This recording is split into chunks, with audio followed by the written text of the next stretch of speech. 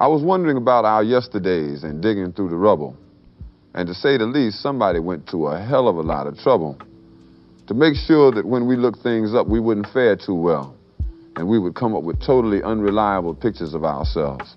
But I've compiled what few facts I could, such as they are, to see if we could find out a little bit of something, and this is what I got so far. First, white folks discovered Africa. They claimed it fair and square. Cecil Rhodes couldn't have been robbing nobody because, hell, there wasn't nobody there. And white folks brought all the civilization because there wasn't none around. How could the folks be civilized when wasn't nobody writing nothing down? And just to prove all of their suspicions, well, didn't take too long. They found out that there were whole tribes of people in plain sight running around with no clothes on. That's right. The men, the women, the young, and the old righteous folks covered their eyes. And no time was spent considering the environment. Hell no, this just wasn't civilized. And another piece of information they had, or at least this is what we were taught, is that unlike the civilized people of Europe, these tribal units actually fought. And yes, there was some crude implements, and yes, there was primitive art, and yes, they were masters of hunting and fishing, and courtesy came from the heart. And yes, there was love and medicine, religion, intertribal communication by drum, but no paper, no pencils, and no other utensils, and hell, these folks never even heard of a gun. And this is why the colonies came, to stabilize the land, because the dark continent had copper and gold, and the discoverers had themselves a plan. They would discover all the places with promise. You didn't need no titles and deeds. Then they would appoint people to make everything legal, to sanction the trickery and greed. And back in the jungle, when the natives got restless, they would call it guerrilla attack. And they would never describe that the folks finally got wise and decided that they would fight back. And still, we are victims of word games. Semantics is always a bitch. Places once referred to as underdeveloped are now called mineral rich. And the game goes on eternally. Unity kept just beyond reach. Egypt and Libya used to be in Africa. They've now been moved to the Middle East. There are examples galore, I assure you. But if interpreting were left up to me, I'd be sure every time folks knew this version wasn't mine, which is why it is called his story. After slavery was over, America kept breaking up the black man's family. And that's some awful history to teach. Now, if you want to look history right straight in the eye, you're going to get a black eye. Because it isn't important whether a few black heroes got lost or stolen or strayed in America's history textbooks. What's important is why they got left out. In the earliest chapters of human history, long before the rise of the so-called New World, the African continent stood as a cradle of civilization, rich in culture, intellect, and innovation. Far from the narrow portrayals that begin black history with chains and captivity, Africa was once home to towering empires, luminous libraries, and vast centers of learning. Bill Cosby's commentary reminds us of this often overlooked truth, that Africa, long before colonization, gave rise to kingdoms where knowledge was treasured. In Timbuktu, the medieval University of Sankore flourished as a beacon of scholarship. In the Mali Empire under Mansa Musa, one of the wealthiest rulers in world history schools thrived, and the grandest library in all of Africa stood as testimony to the region's reverence for wisdom.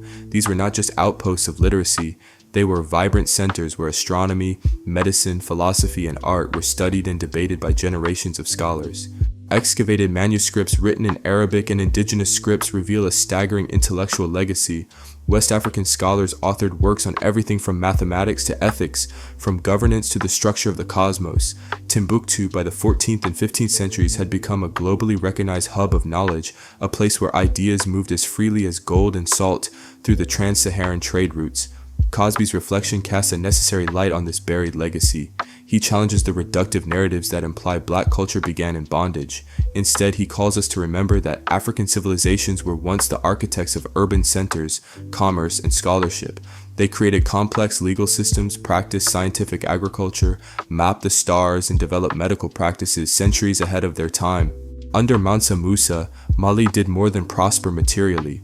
It became a multilingual, multi-ethnic epicenter of Islamic faith and intellectual exchange.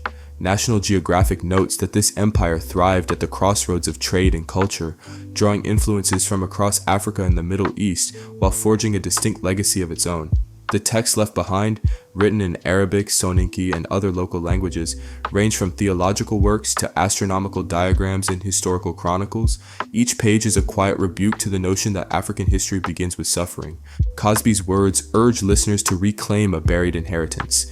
He reminds us that we started with science and math, with institutions and inquiry, not with subjugation. By anchoring Black identity in a heritage of brilliance rather than bondage, Cosby helps restore a sense of pride, dignity, and belonging that too often goes unspoken in American classrooms. To remember this history is not merely an academic exercise, it is a reclamation of truth, a healing of the narrative, and a powerful act of cultural self-respect. Another deeply emotional theme Bill Cosby explores is the long shadow cast over Black families by systemic forces, forces that have worked generation after generation to unravel kinship, stability, and trust. The story does not begin with broken homes, but with a broken system. During slavery, parents were sold away from children, husbands from wives, as if family itself was a luxury not meant for the enslaved. And when emancipation finally arrived, freedom was offered with one hand and stolen with the other. Journalist Douglas A. Blackman captures this betrayal in his landmark work, Slavery by Another Name, describing how, in the decades following the Civil War, a terrible shadow fell over the South. Laws known as the Black Codes criminalized Black life itself, branding the unemployed as vagrants, a status that could land someone in prison simply for walking down the road without papers or pay stubs. Those who were arrested were then leased out to plantations, railroads, and mines in a system known as convict leasing, a brutal mechanism that effectively re-enslaved thousands. Prisons like Mississippi's Parchman Farm operated as modern-day plantations.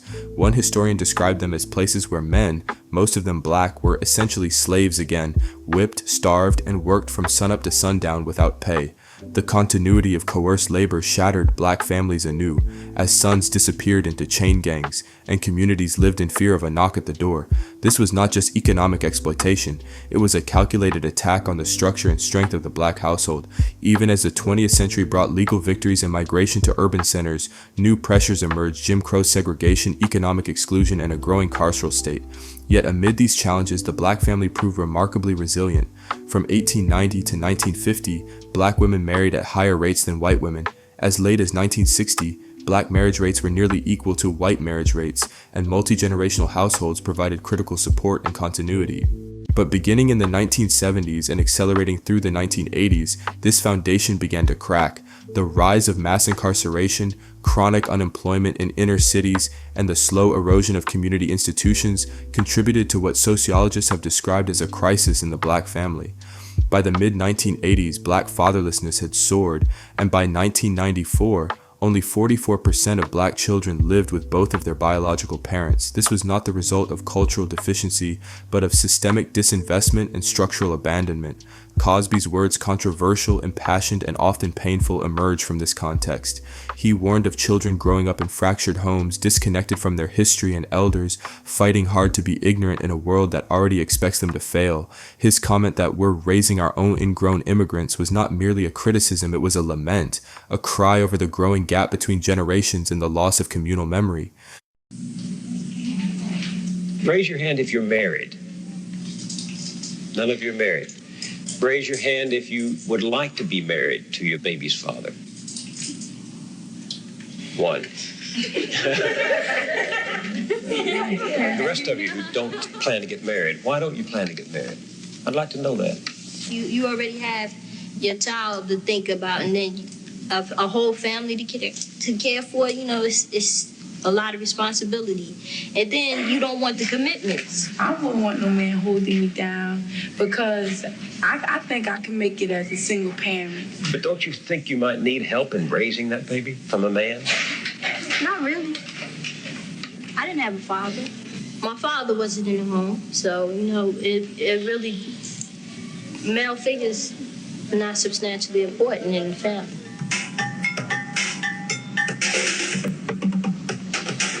Thinking about holding up for no sex, my man. You know, if a girl, you know, she get having a baby, carrying a baby, hey, that's on her. You know, I'm not gonna stop my pleasures because of another woman. What about birth control? What about condoms? Girls don't like them things. They don't like them things. They'll tell you to take them things off. They figure that you saying that they filthy or they dirty or something. It's been a startling change in values. 25 years ago, you would not have heard such things said so freely because they were not embraced so widely. The strong family was still the backbone of Black America, and 3 out of 4 children had both parents at home. That is true no longer. Most Black children are now growing up without their fathers. The result is a world turned upside down as children copy what they see and repeat what they learn. LaDawn said she didn't have a father in her home and doesn't think her children need one. She's not unusual. Half the Black families today are headed only by a woman. Clorinda said she could make it on her own as a single parent. She has never been married and is raising her daughter without a man's help. She's not unusual. Today, nearly 60% of all Black children are born out of wedlock. Timothy said his children are not his responsibility. He has left them to be supported by their mothers and welfare. He's not unusual either. For LaDawn and Clorinda and Timothy, and many more like them in cities all over America, the traditional family no longer exists. It has vanished, and something new is taking its place.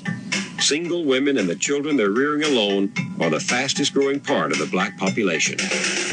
What becomes of the Black family in a world where the values are being turned upside down? If the parent is 17 and 18, uneducated, unmotivated, fooling around, wandering around, what's the child going to learn? Who's to teach them? When you learn something, you was taught by your parents. It was reinforced by school and your neighbors, but it was taught by your parents. Well, if the parents don't know anything, how are they going to teach the children? So it's not racism that I'm fighting right now. It's the lack of motivation. You see, I'm not even talking about racism. Maybe later on we'll get back to that. But I think we are destroying ourselves.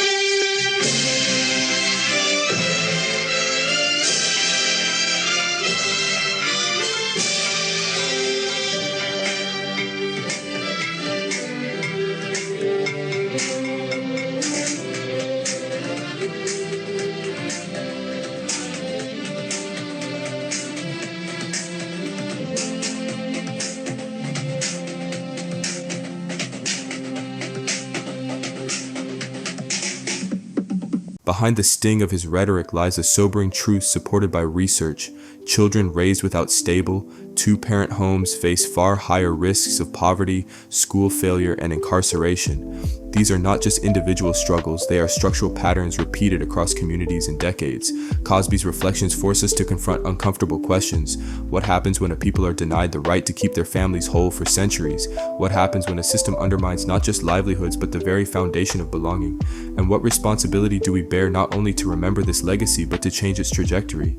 By shining a light on these patterns, Cosby does more than critique. He calls for healing, for accountability, for a rebuilding of the family fabric, not just within the home but throughout the community. His commentary, however flawed or blunt, points to a deeper yearning, to restore what was stolen, to protect what remains, and to give future generations the roots they deserve. You won't find in these neighborhoods the primetime family of Bill Cosby. There are successful, strong Black families in America, families that affirm parental authority and the values of discipline, work, and achievement. But not many live around here. Still, not every girl in the inner city ends up a teenage mother. Not every young man goes into crime. There are people who have stayed here to fight for these kids. They're outnumbered by the con artists and pushers. It's not an even match, but they stand for morality and authority and give some of these kids a bracing dose of unsentimental love.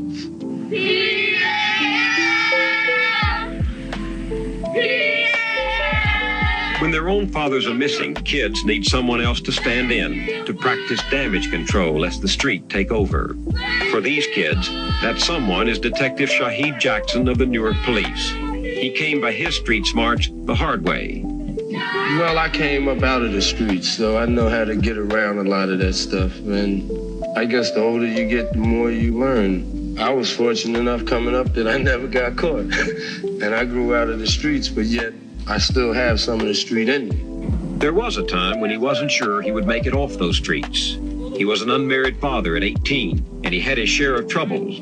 But he was raised by two parents. His father was a Baptist minister, and they pushed him to make something of himself. On Sunday morning on my block, you would see each family almost coming out going to church. You know, you don't see that anymore, the family unity. When he was 21, Shaheed Jackson joined the police department. Although he handled security for us while we were in Newark, his beat is the kids of the neighborhood who look up to him as if he were their father. What he can do with them here, he knows, is just warm-up for what they face out of the ring and out of his reach. Going for the title. Work, time! What have you learned about these kids? That they need somebody to love them. You know, they identify with us because we don't, excuse the expression, we don't take any crap. You know, you come in here, you got to be disciplined, you got to, you know, follow the rules and regulations, because when they go out here and deal with life, they're going to have to follow rules and regulations in life. Self-control and self-esteem, far more important than a good left hook. That's his message to kids like Bernard Wardwick. He's been coaching Bernard for the past 4 years. It's like a big brother-father image with me and Bernard. There's been times when he's gotten me mad and I've spanked him, you know, and his mother knows I'll spank him and he knows I'll spank him. And sometimes that's what a kid needs to know. Freedom is a lot of times destruction. The more freedom a man has, a lot of times he'll just self-destruct. So I try to, you know, keep him in a little cage. Or keep him in my arms. Somebody has to say no. Yeah, somebody has to say, no, you cannot do this. A lot of these kids grew up with nobody saying no. Right. Do you think it's important for them to have men around? Yeah, I think, you know, if you have a one-parent family and there's a mother, she cannot teach you all of the things that a man can teach a son. There's no way. So where do they learn the routine techniques of just daily work and living? They don't. Unless they get it from their parents, they'll get it from the streets. How do these kids on the streets make it? He could either be a stick-up man if he stays in the streets. He could be a mugger. He could be a drug dealer. There's so many different things. Like you get a kid who's a good boxer, and a drug dealer may say, hey, you want to make so much money a day? Just make sure nobody stick up my man here. He becomes a soldier for the drug dealer. Or a strong arm, you know. Helping to protect the drug dealer. Helping to protect him. Because if he can make $100 a day or $60 a day just standing there watching something, and, you know, he does it. That's the battle that you got to deal with. You know, that's the war, to try to convince them that that stuff isn't, in the streets, isn't what's in their best interest. Does it worry you that Bernard could fall into that? I think he could go either way, but I think if he does, it'll be something that'll really hurt me. So I don't think I'll let him go.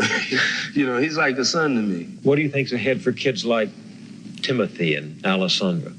It's going to be rough.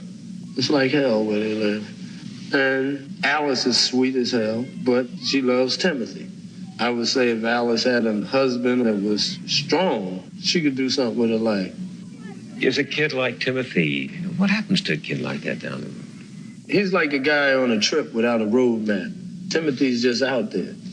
Timothy doesn't know which way he wants to go, what he wants to do. Timothy is a guy with great talent. As far as art, the kid could draw anything. But Timothy is a ladies' man. Is that a point of pride with him? Accomplishment? To him, I would imagine, yeah, it's an accomplishment. Where does he get any money, Shahid? He doesn't work. He told me he hadn't had a job in 2 years. Oh, Alice gets her assistance, I imagine. Welfare? Yeah, welfare and stuff. And that happened a lot? The mother gets public assistance and helps the guy on the side? Oh, I don't know if you would say they help him, but, you know, it's a lot of guys that I know that just goes around looking for welfare mothers. And they may have 6 of them like that and get a little piece of money out of each of them. That's their job. You know, that's their hustle. What do you think about welfare? Welfare, to me, some people need it. You know, I'll be for real. Some people really actually need it. And then others take advantage of it. Sandra Alice told me yesterday that she thinks welfare has made her lazy. Yeah, because it's there. You know that your food is going to be there every month, because with the welfare finance come food stamps. Then you get Medicaid to cover your medical expenses. Welfare is doing everything. You're married to welfare, a lot of the women's. They're more married to welfare than the guys laying in the bed next to them, because he's just a physical thing. The whole backbone of the family is coming out of downtown or out of uptown offices. Government offices? Yeah. Does this cycle of dependency, I mean, what does it do to the values of these kids? Oh, they see it as a game. You know, somebody owes me something. Somebody's going to take care of me. It's not the self-esteem. What do you think's ahead for kids like Timothy? Maybe he'll get shot or he'll pick up a gun to protect himself and he'll get shot by a police officer pulling it, or he'll get arrested. Some of these kids are just losers, aren't they? Sad as it is. I mean, yeah, you're born into a dead end, you know, and you're in that rut. If you're born into that type of situation, how do you escape? That's the biggest question that I would like to answer. So I could start getting these kids to know. Why do they have kids so early? Why do these children have children? This is a dead end. That's a perfect description for it. Well, when I was growing up, sex was almost a dirty word. Now sex is what's happening. You know, they see sex in TV, sex in movies, sex everywhere. You know, and some girls think it's cute walking down the street pregnant. Don't you ever get discouraged? I get discouraged. I lock people up. I get in fights. Don't you ever want to walk away from it? Yes, but I feel like so many people has done that. To me, I hate to lose. I hate to lose, and I never would have started working with kids if I didn't, you know, for me to walk away from it and feel like I lost. Dr. George Jackson is a practicing psychologist who teaches at Howard University. He is blind. 3 days a week, he counsels Newark kids referred to him by the courts and the social workers. Dr. Jackson cannot see, but he has heard over and over what the breakdown of the family means to children. We see depression. We see terrible anger. We see a lack of expectancy. What are they angry about? Children are born without any understanding as to how to manage their feelings, and it's through the training and teaching that these foundations are set. Children who are the children of children are not being trained to understand how to manage their feelings. So they want when they want what they want when they want it. And when they don't get it, they get angry. I talked to a young man yesterday, 30 now. Well, he described what happened to him when he was 15, how he took a baseball bat to somebody who'd messed with his girlfriend, how he actually shot somebody who had spit on him. What causes that hair trigger emotion? If you have no respect for life, you then will try to destroy or dismantle another person. It won't matter to you. Such a person doesn't have a conscience. And I think that, again, we don't have the foundations. The foundations weren't set. We've talked to one 27-year-old father. He has 7 kids he's not caring for. 7 kids by several different women. Why? Why does that happen? If you're a rolling stone, and if the father before you was a rolling stone, or there are no values to constrain you from this behavior, then you have, you do this and you do it with impunity. It becomes a badge of honor? Right, and it's the only badge of honor that you expect to get. Do they feel any sense of guilt over their impotence as fathers? No. Not the kind of guilt that would be appropriate to changing the behavior. Are we breeding a new outlaw society? We're breeding a society more that will destroy itself. So people say, well, that doesn't bother me. I mean, as long as they stay in Newark and shoot each other and mug each other and screw each other, so what do I care? But what goes around comes around. It may appear that these individuals are on reservations, they're isolated, but you cannot really divorce yourself from what happens to other people in this country. And if you design a society, a sub-society where people will annihilate themselves, it won't be long before this becomes a disease that infects the entire population. You don't think we can run to the suburbs anymore? No, I think you can run, but you can't hide. All right, who are the last people on the field? James Wallace chose not to run or to hide. He learned in his own youth that one person who cares can make a difference. When I came up, I wasn't what you call an angel. I did little things. I was a one-parent family. I only had a mother. That's why I can relate to these kids. But there was another older man that took interest in me and showed me the right way. And he said to you, you matter. Yes, yes. He said, you have more to offer than what you do.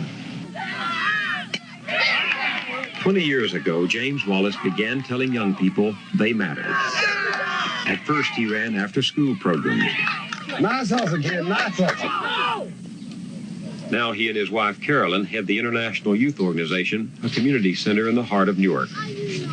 If James Wallace is a surrogate father to many kids, Carolyn Wallace is a surrogate mother. She's seen too many children grow up and stumble not to be angry. If the parent is 17 and 18, uneducated, unmotivated, fooling around, wandering around, what's the child going to learn? Who's to teach him? When you learn something, you was taught by your parents. It was reinforced by school and your neighbors, but it was taught by your parents. Your parents said, Bill, you better not do that. Don't put that plug over there. You're going to get a whipping, right? Your parents did it. Well, if the parents don't know anything, how are they going to teach the children? Now, if we have a generation of that kind of thing happening and the kids are coming up under that, then we got another generation of lost young people. Why are there so many single-parent households? Have you been walking the streets in Newark lately? All our young men are out on the corner, just absolutely doing nothing. That's the problem. Why, what's happened to those young men? What's happened to the black man? It's like they've given up. It's like they're really not a part of what's going on. Why are they not? Why have they given up? There aren't that many jobs, okay, for the laborer like there used to be. And they're just totally unmotivated. And society has made living for the women without the husband or without the male easy. Oh? Yeah, welfare. I think welfare is not the best thing for everybody. Tell me why. Because it provides you with some kind of income that you sooner or later just settle for. I know I was on welfare. I've been on welfare. Are you suggesting that we do away with welfare? No, I'm saying it has to be upgraded. For instance, I have some young people here that are on welfare, okay, but would like to work. But they can't work and make a coin because everything you make is taken away from your check. Can you push the solution even further back? Is there any way to stop the cycle of teenage pregnancies? That's so difficult to even talk about. In my heart, I think I have a solution, and I know now it may rub people the wrong way. But I believe that teenage pregnancy cannot be stopped by programs. It has to be morals, and morals come from God. And somewhere along the line, the black family kind of strayed away from that, and I believe we need it. You say the moral values have changed. Oh, yes. It's morally acceptable to have babies. It was not morally acceptable years ago. That's hurting the black family. What I hear you saying is that even though racism may have brought about these circumstances, even though society may have created conditions that are terrible, you're saying you have to be responsible. You have to practice discipline and self-restraint. That's right. We are destroying ourselves. Now, it might have been motivated and plotted and seeded with racism, but we're content to be in this well now, okay? We're just content to be in this mud, and we need to get out of it.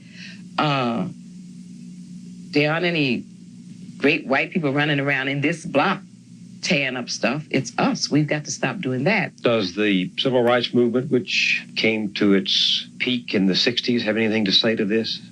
The civil rights to the young people now is a foreign word. What does it really mean to them? They don't have any knowledge about it. The issue now is different, isn't it? Yes, it is. I'm quite sure it is. If Martin Luther King were alive, he would not be talking about the things I think he was talking about, labor and all that. I think he'd be talking about the black family. And you're worried about the survival of the black family. You think it's precarious? I think it's going to be an endangered species. Even though the messages that kids are getting from society seems to say, do anything you want to, the United States government of New Jersey, a white man like Moyers cannot step in and say to young black kids, it's not right to have children out of wedlock. Welfare needs to be changed. You've got to take responsibility. Who's going to say these things to these kids? Why can't you say it? They won't listen to me. Doesn't make any difference. You got to say it anyway. They may not listen to me either. But I'm saying if you say it in your corner and I say it in my corner and everybody is saying it, it's going to be like a drum beat. And sooner or later, it will sound. But it's not just for me to talk about. is for all of us to talk about. And I think it's going to surpass colors. And you're not going to be safe, I'm not going to be safe, and nobody's going to be safe unless we all send out this drumbeat. Hey, let's deal with it. Let's deal with the problem. Another theme Cosby powerfully evokes is the uncredited genius of black creativity, how it shaped American culture at its core, only to be whitewashed, commodified, and stripped of acknowledgement. From the cotton fields to crowded churches, from street corners to smoky jazz clubs, black Americans created the rhythms, melodies, and movements that would come to define the soul of the nation. But time and again, the credit and the profit went elsewhere: jazz, blues, gospel. These were not simply genres, they were testimonies. They emerged from struggle, faith, and survival. They were born in a world that offered little dignity to black life, yet they transformed pain into poetry, grief into grace. And yet, almost as soon as these cultural treasures reached wider audiences, they were appropriated, diluted, and rebranded, marketed by white performers and industries who reaped the rewards. So I stayed home a few days and wrote these songs. And it was Christmas Eve and snowing. No hat. Holes in the shoes. Standing on the corner. A friend of mine brought me over to this office, Shalimar Music. This was located right here in New York, right? Yes, it was. Yeah. And asked me to play some songs for the gentleman there. His name was Mo Gale. And I played the 6 songs. Now, for the 6 or 8 songs, I think it was 8 songs, I got $25 advance for each song. Yeah. What year was this? 100 years ago. All right, so one of them was Don't Be Cruel. One of the songs was Don't Be Cruel. And it got to Elvis Presley. Now, on the sheet music here, it says, oh, this is nice. This it's like being in the cocktail lounge at Trader Vic's, isn't it? Otis, on the sheet music here, it says, words and music by Otis Blackwell and Elvis Presley. Now, did he work with you on the song at any time? No, he didn't. Then how does his name get on the Well, that title? seemed to have been the practice at that time, I found out later on. Yeah. It was told to me that in order for me to get Elvis Presley, I had to put his name on the song. Yeah.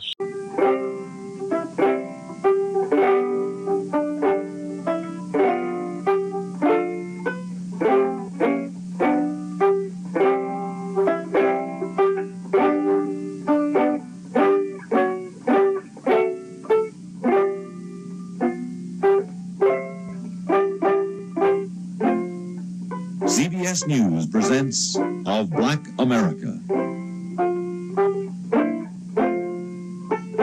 Black history, lost, stolen, or strayed.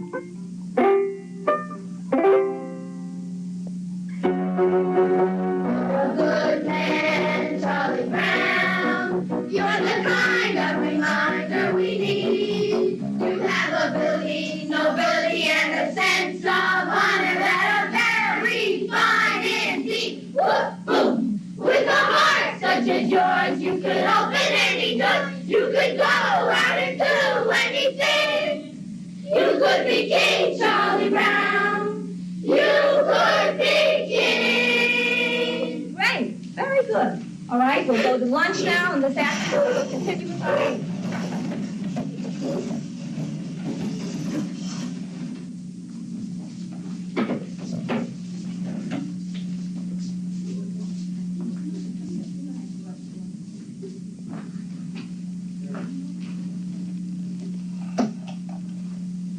No, I could never fit in that. Never get in that at all. This is more like it. Now, what's the whitest thing you know? Whiter than the driven snow, whiter than the whites of your eyes? Sugar. Non-integrated, non-black, sweet sugar. But you see, there is a black man in your sugar. His name is Norbert Rillier. Norbert Rillier in 1846 invented a vacuum pan that revolutionized the sugar refining industry. Now, you have to dig to find that fact. I mean, it's not much history, but it's still history. Now, what do you stand in? and your shoes. Now, there's just you and your shoes, isn't there? Nope. See, there's a black man standing in the Oxfords with you. Sharing your soul and your heel is a man, his name is Jan Ernst Metzelliger. And in 1863, this is a drawing by the kids, Metzelliger invented the machine that made mass-produced shoes possible. Now, you have to dig around for that fact, too. And again, it's not much history, but it's history.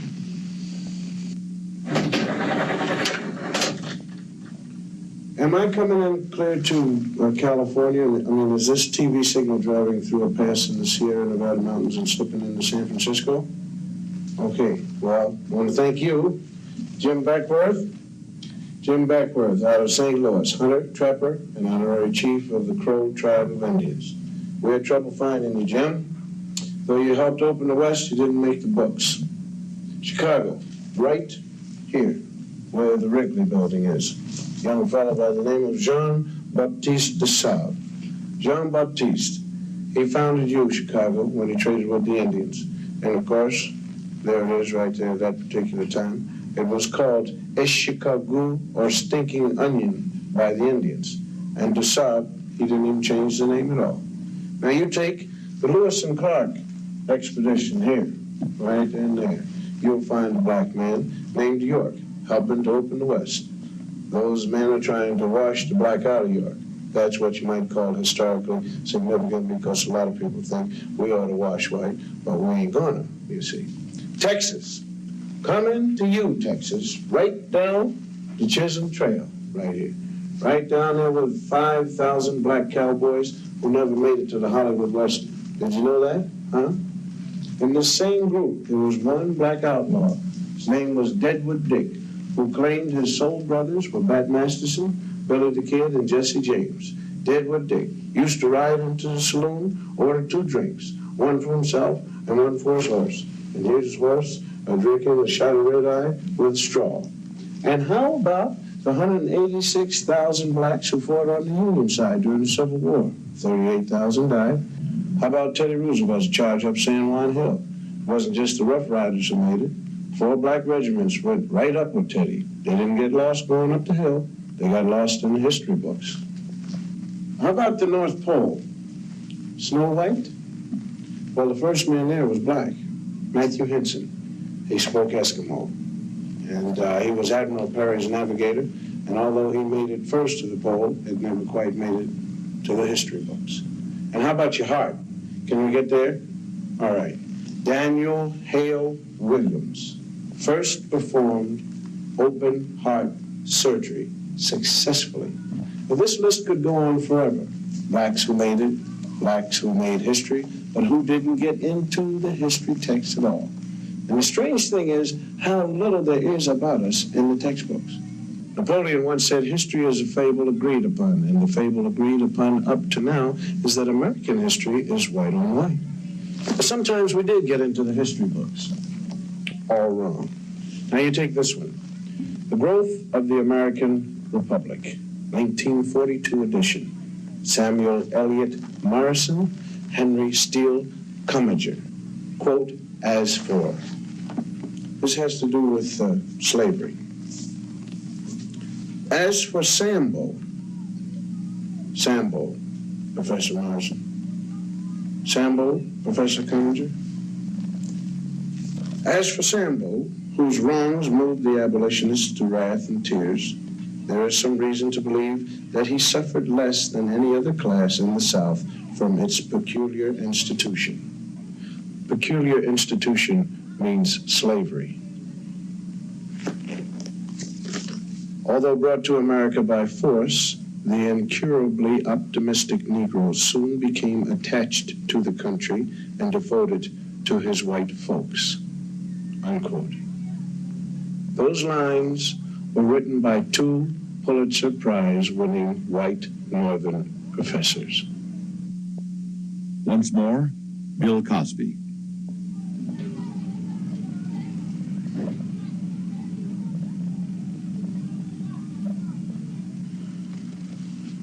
Slavery. That's the place everybody likes to start Negro history. they were black men being brought over from Africa in chains, terrible thing, slavery. But this way slavery is taught sort of takes the sting out of it. Because the way it's usually taught, people think that we Afro-Americans started with nothing but little grass skirts like the cats in the Tarzan movies. And though America gave us slavery, America kindly gave us religion and a lick or two of education. And when we get more jobs and more education, then up from slavery. But we had something before we left Africa, something more than rhythm. I mean, we had a high culture. The culture was so high that great artists in the world are still borrowing from it.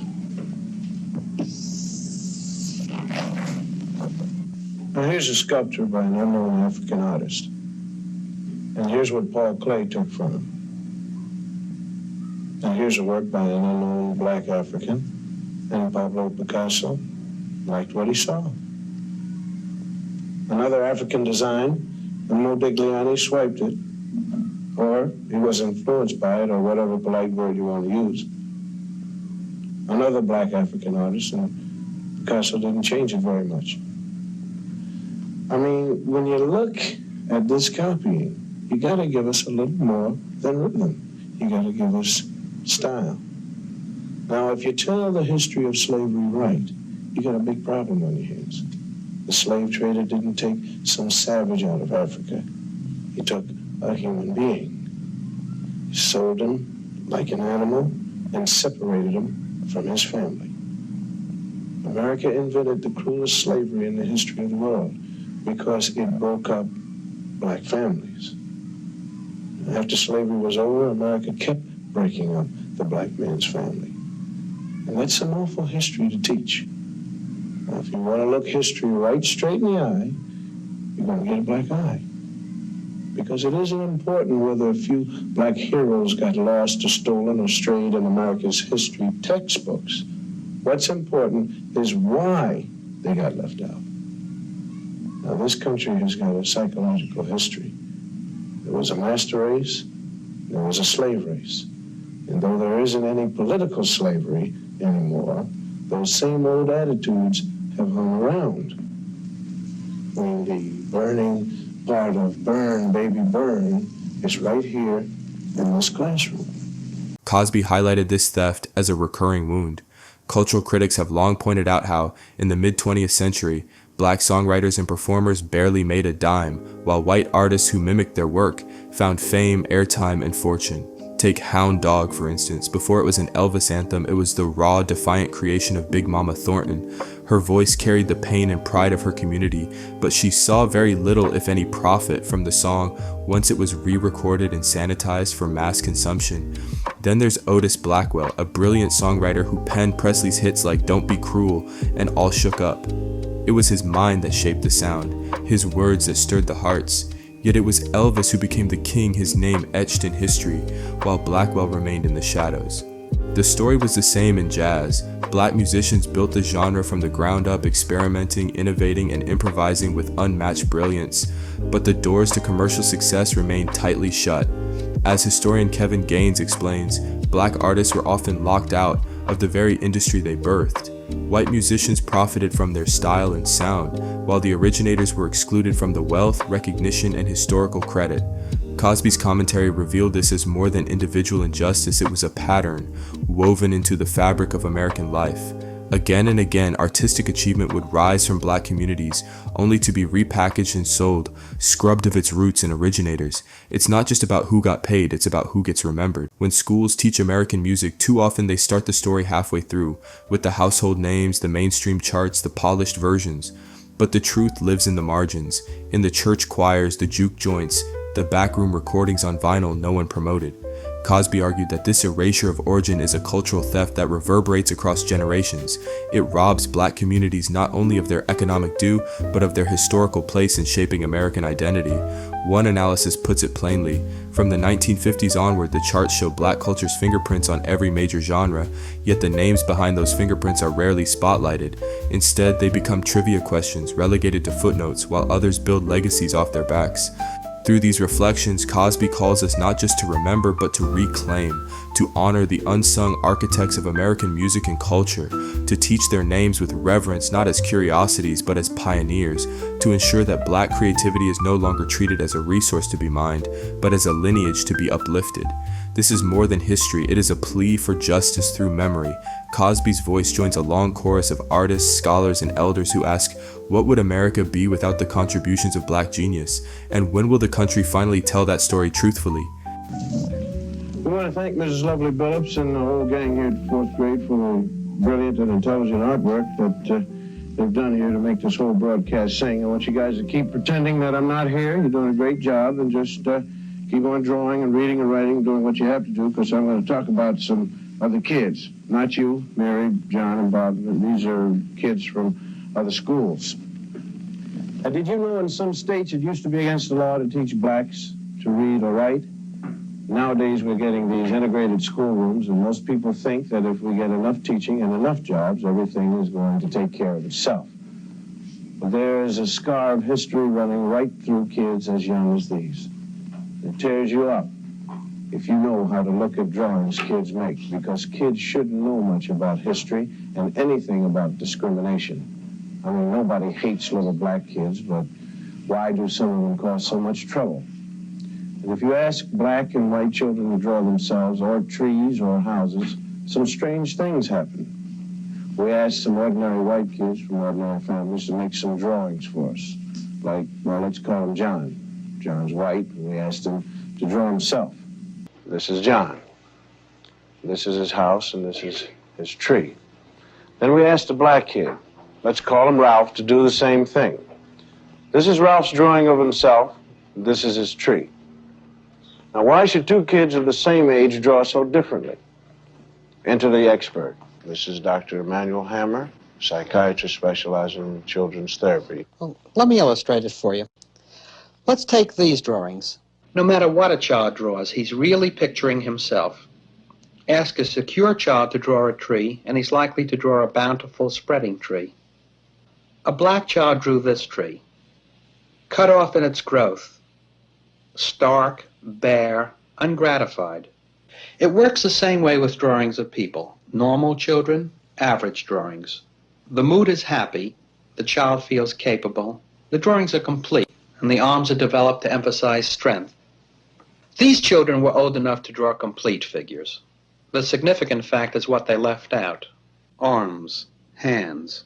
A child may sense that a situation in life is so powerless that he himself is equivalent to an armless man. My own study reveals that armless people appear 3 times more frequently in the drawings by black children than those by white. The faceless beings suggest that these youngsters not only feel themselves to be less than they might be, they don't even feel themselves to be. The black child who is forced to live in a hostile world may disappear in self-defense. He drifts through life feeling like a shadow. He stops caring, and he stops trying. A child who has this on his mind cannot be a child. A child who has this on his mind could want to burn down cities when he gets older. The whole confusion was summed up by a black 9-year-old in these 2 paintings. This is a 9-year-old boy draws a white man, Robin Hood maybe. And this is how the same boy draws himself. And this is the consequence of deformed history. Another powerful thread in Cosby's commentary is the silence that echoes through classrooms across America, the deliberate erasure of black people from the official story. For generations, textbooks have spoken volumes about presidents, wars, and inventions, while barely whispering the names of black pioneers, creators, and freedom fighters. In this absence, a dangerous message takes root, that black Americans contributed little to the nation's progress, that they exist only as victims, not as builders of civilization. Cosby challenges this omission head-on. He points out that when schools fail to teach about black inventors, leaders, scholars, and movements, it doesn't just fail black children, it robs all students of a complete, truthful understanding of the country they live in. Scholars confirm this. Outside of slavery and a handful of well-worn names like Martin Luther King Jr.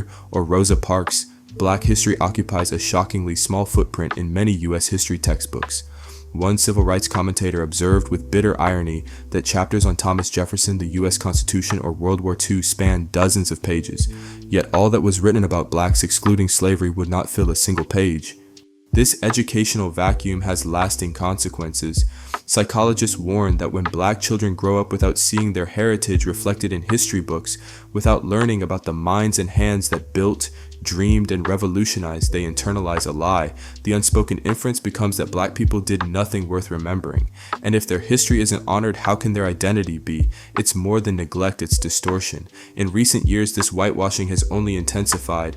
For example, in 2024, a new Texas curriculum sparked outrage when it introduced first graders to Thomas Jefferson's mechanical innovations at Monticello without mentioning the enslaved people who constructed his home or made his lifestyle possible. The sanitized narrative praised the gadgetry, but buried the bondage. The Texas Tribune and other sources document how such curricula downplay slavery's central role in American history, minimize segregation, and even portray Confederate leaders in a softened light. These omissions don't protect children, they mislead them.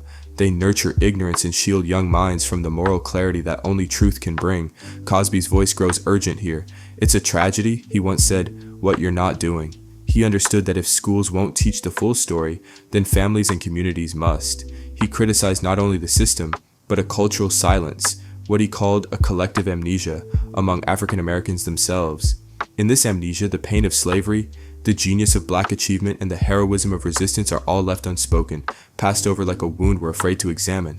But Cosby's challenge is also a call to action. He urges educators, parents, and students to reclaim history, to teach it honestly and fully, so that every child, regardless of background, sees the true complexity and diversity of America's past. This is not just about justice for the dead, it's about dignity for the living, because when young people know their roots, they walk taller. They carry themselves with a different kind of pride, and when history is told in full color, the nation itself becomes more whole. In this chapter of his critique, Cosby dares us to ask, what kind of future are we building if we won't face our past? Whose stories are we choosing to forget, and why? And most importantly, who suffers in the silence? Linda, close the curtains. Brian, lower the screen. Bonnie, lights, please. In the past 50 years, 33,000 feature films have been made in the United States, and about 6,000 of them have had parts for black actors. For the most part, the black portraits have been drawn by white writers, white producers, and white directors for a white audience. Most black parts were the way white Americans wanted them to be. The black male was consistently shown as nobody, nothing. He had no qualities that could be admired by any man, or more particularly, any woman. When the sun goes down, the tide goes down, the dogs gather round and they all begin to shout, hey, hey, Uncle Doug did feed. White people didn't like to think much about them, sort of like a relative you get in a rest home. Happy darkies, dancing and singing was all they wanted to hear about. Being good Christians, the whites out front liked to think the blacks out back were kind of happy.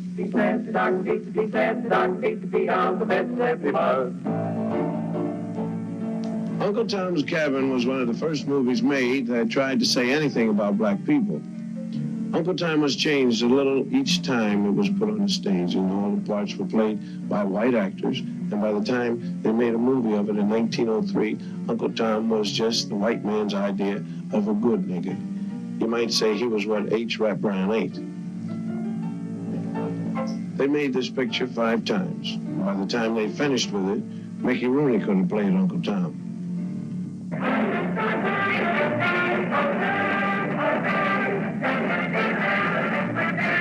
Minstrel shows started as the black man's entertainment for himself and the plantation owners. When they were filmed, though, they were done by a white cast. We'll figure that out. They were done as sort of a joke, and the black entertainer couldn't even get a job making fun of himself.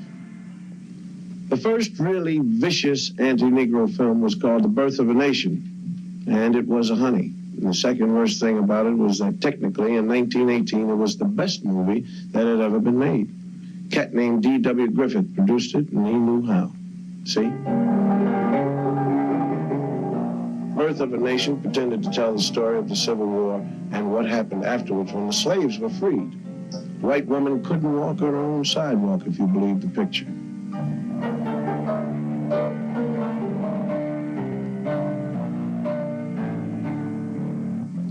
the South, Negroes got the right to vote. The movie showed black vote collectors refusing to accept white votes and black people sneaking in extra votes. And if these black bad guys don't look very bad to you, it's probably because they were white actors wearing burnt cork. Negro legislators took over in the South, and in the film they were made to look like apes. And this was the movie version of how it looked in the Southern state legislature.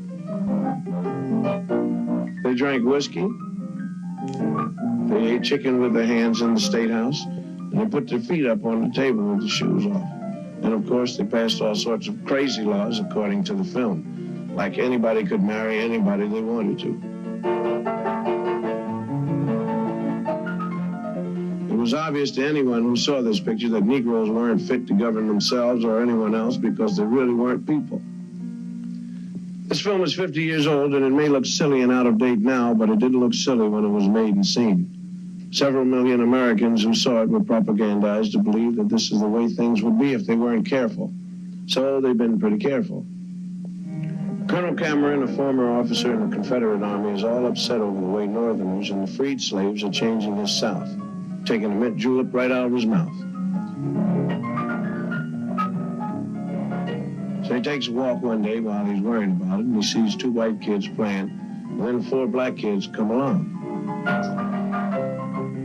Being hardly human and naturally afraid of ghosts, the black kids run. Colonel Cameron sees the whole scene, gets his great idea, and with this, that great white all-American organization, the KKK, was born. Cavalry and the bedsheet has come to the rescue. The South is saved. In this picture, the Ku Klux Klan was the good boy who saved the South. Most Hollywood films, though, even the early ones, weren't really nasty. Nobody was sitting around saying, hey, let's take care of the niggers. What producers were doing was making money.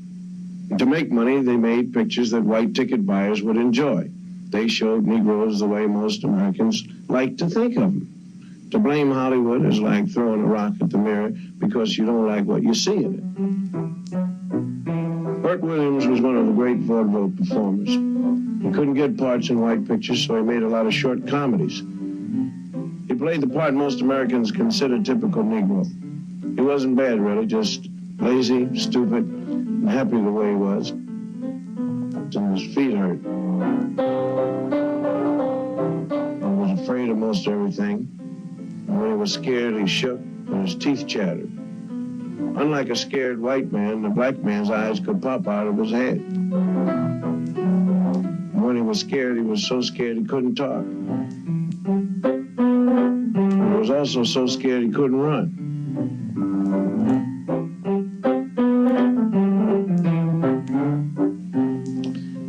Black women, on the other hand, were steady and imperturbable.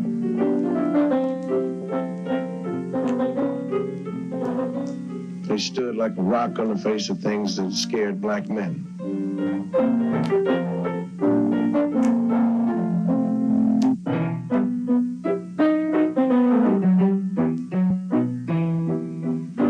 Another strange physical characteristic was when they were really very scared, the guys turned white. When you look back on these old films, the patterns come jumping out at you. The most consistent thing about them was the attack on the black man. He was never even given the privilege of being a man. He was a boy, as in, you know, here, boy. They had a lot of other great qualities besides being cowardly. Well, for instance, they stole chickens. Who's in there? Who's in there? Ain't nobody in there but us chickens.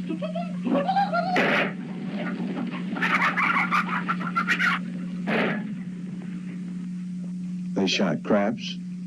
Dice, your partner talking to you now, Dice. Come on. Just hit you one more time.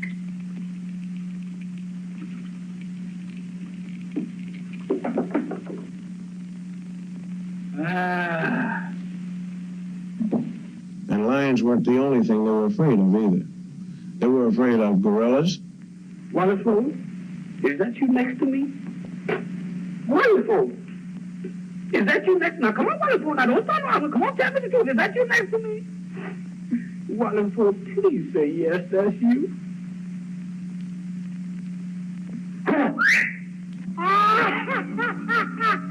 They were also afraid of ghosts and skeletons. Jeff? Is that you scratching my head? Jeff? Jeff! Now, come on, now, what are you looking at?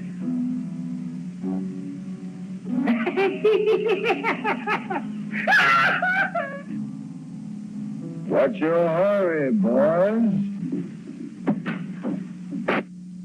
Even when they were little boys, they had these characteristics. Farida in our gang was the boy.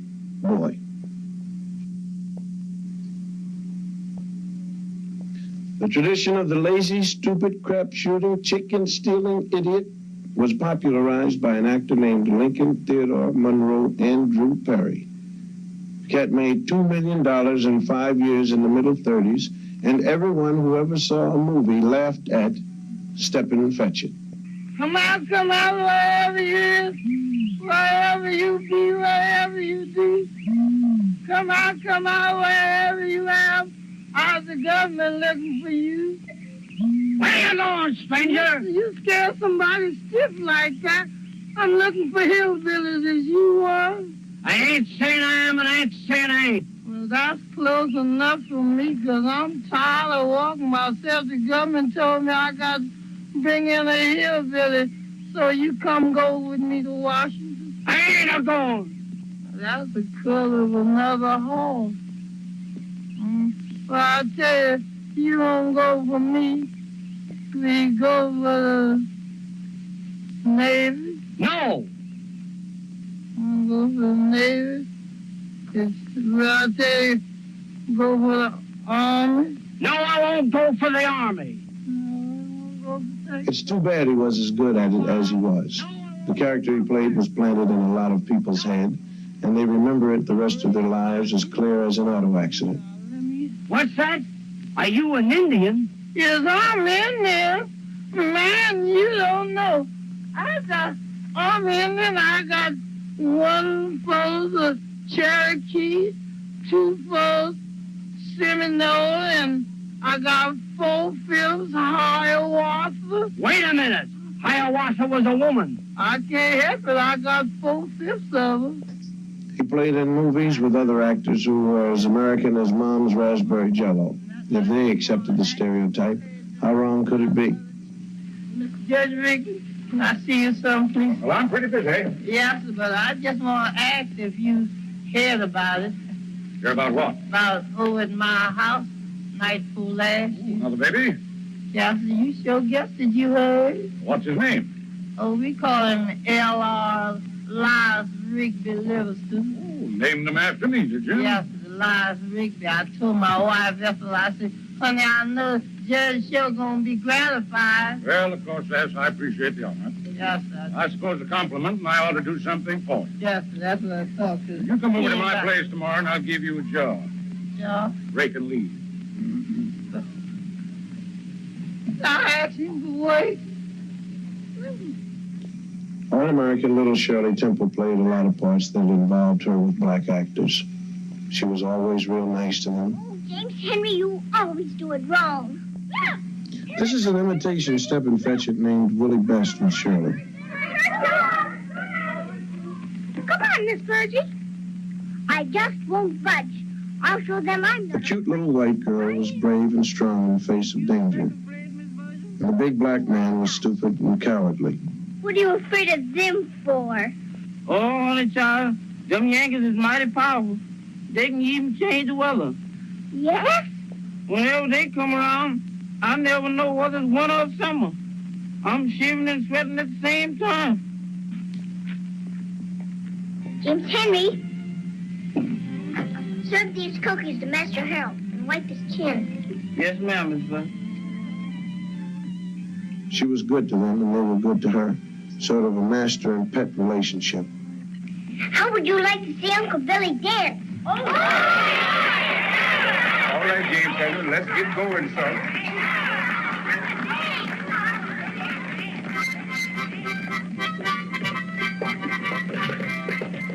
This is Bill Bojangles Robinson, one of the great ones. But if he wanted to work and dance, he had to come into a picture through the servants' entrance.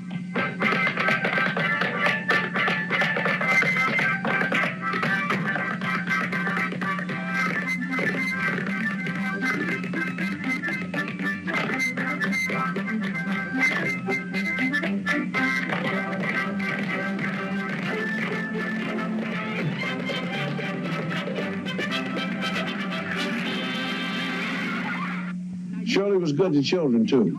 They loved their little mistress, and she treated them real good. Hello, Sally Ann. Just like they were equals. Go on now, Sally Ann. Miss Virgie, please, ma'am. We all done come here to wish him many happy returns. That's it, many happy returns of the day. And we all done made you a darling. Here it is. Miss Virgie, there was more I had to say, but Sammy, I forgot it. You said everything, Sally Ann. Don't you worry. This is the very nicest present I got. Thank you ever so much. Yes, indeed, children. It was very thoughtful and sweet. Come now, dear. I'll see you later. And I'll save you some cake. We'll be waiting. I suppose it might have surprised a lot of Hollywood writers and producers to know a scene like that could actually make a lot of people, mostly black, sick to their stomach. This is a lot of fun, isn't it? The newsreels that were shown along with feature films knew a good thing when they saw one. They helped keep all the black cats in their place. Nobody black ever did anything very newsy in a newsreel.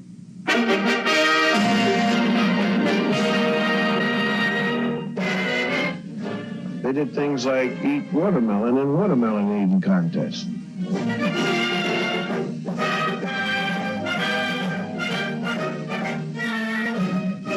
But another favorite for the newsreel cameraman was to film people throwing things at them.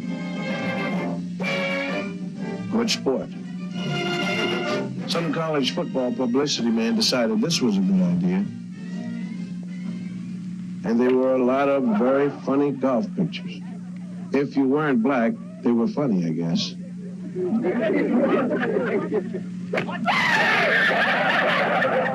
Lie down. Just right out of your mouth. Don't miss, boy, don't miss. Well, you keep still, see? Otherwise, you'll have flour in your room and you won't smell them. Oh, boy. Oh, wait. Everything suggested the black man was nothing.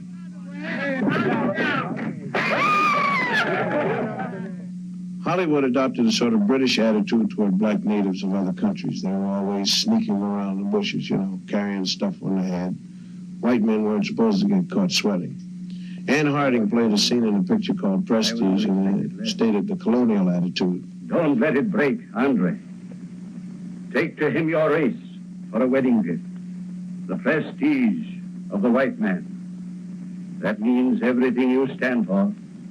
And it is the only weapon you two will have. Prestige. But it is enough to preserve you. Yes, sir. And I'll try to remember it. If you'll kiss me. Even though most non-white natives of any place were savages in films, it often pleased white producers to endow a few chosen blacks with the virtue of great loyalty to him, the white man. Here's one defending Ann Harding to the death. There was always one loyal and true black man who would do anything for his master.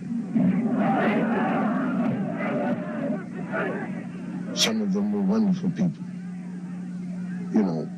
If you really get a good one. Mostly, though, Negroes were not heroes. They were big part servants, railroad porters. Watch your steps. Watch your steps, sir. Well, this is your destination, folks. They made very good chauffeurs. Looked good in their caps. Good morning, Colonel, sir. And they were great at serving all kinds of drinks. Ooh, that cough of yours stays with you like poor relation. What says you got there? The sassress tea. Wherever there was a thirsty master, there were they also.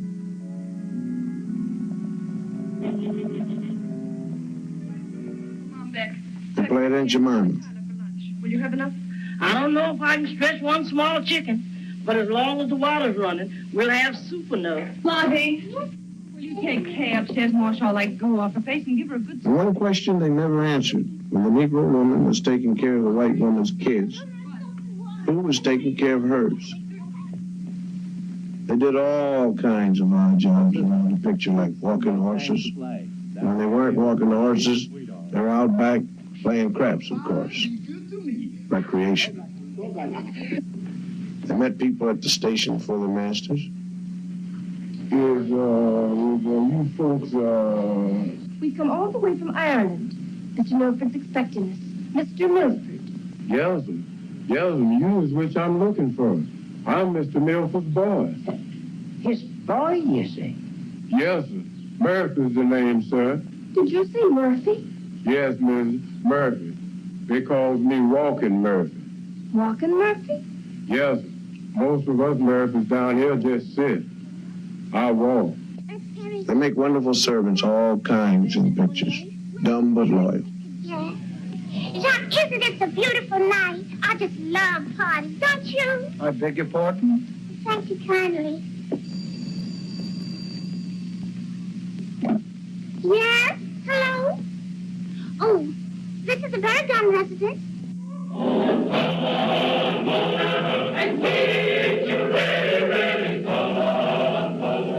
The things were getting pretty tough during the 30s. The good thing for a lot of black actors was that they made a movie called The Green Pastures with, like they say, a cast of thousands. It gave a lot of people work, but it had all the old stereotyped characters. It was clever and funny and all black, but it was a white man's picture. I'm the Indian. Henry, you sure got the prettiest wings. Oh, they just my old ones. Cigar, gentlemen, cigar. Cigar, gentlemen, cigar. Oh, Lord, the smokehouse is empty. Oh, Lord, let me get them groceries. Oh, Lord, let me see that little six. Where? Come on, you gonna feed me or not? Hey! Well, you just a little boy, gambling and sinning and chewing tobacco like you was your own pappy. And you've been drinking Sonny Kick Mammy wine, too. You gamblers ought to be ashamed of yourself leading this boy to sin. Well, he's the best crapshoot in town. You find my mammy, do what I can. While Hollywood was turning out films, radio came along and decided to get in on it, too. Two white fellows from Chicago invented two black characters they named Amos and Andy. They played their parts on the radio for 30 years. This is them doing their bit. Well, Brother Crawford looks pretty good since he's been here at Palm Springs, don't he? Yeah, looks like his wife done beat him. When radio moved over to let television in, Amos and Andy went with it. These two white cats couldn't play Amos and Andy where you could see them, so what they did was they had a black cast. The cast was different, but the stereotypes were the ones the white people had come to know and love. They were shady characters with money. Well, I got the books right here, and they're open to each and every brother's complete inspection. Get your hands off of that thing there. So you want to see the financial books, huh? Yeah. Well, there he is. There he is. You done see them. The meeting's adjourned. Neither was still slow and lazy. Are you sure they're not here? Oh, yes, they told me so themselves. Have them report to our office right away. I sure tell them, all right. They had trouble with the English language. Misused words a lot. And Mr. Brown, my new secretary here, ain't gonna have no time for no extracurricular activities. And I'm telling you now, as long as you have that secretary in your office, I'm going to work as a secretary myself. Oh, give me an old tomato, huh? Putting my foot down. They had trouble with women. It was always the women who were dominant. Come on, Herman. Cosby also turned a discerning eye toward another powerful shaper of perception, the media. Long before hashtags and streaming services, before representation became a rallying cry, Cosby was already calling out the way television and film had reduced black life to a punchline. he understood something crucial, that the stories we tell about people and the images we allow to define them have the power to either lift them up or trap them in cages of stereotype. In his narration of the 1968 documentary Black History Lost, Stolen, or Strayed, Cosby laid bare the damage done by early American cinema. The so-called golden age of Hollywood glowed bright for white audiences, but it cast black Americans in shadows. In hundreds of films, black characters were not full people. They were props, bit players caricatured as lazy, dim-witted, childlike, shiftless. They were the chicken-stealing, watermelon-eating punchlines to white America's jokes. These images were not accidental, they were constructed, and over time they embedded themselves in the public imagination as truth.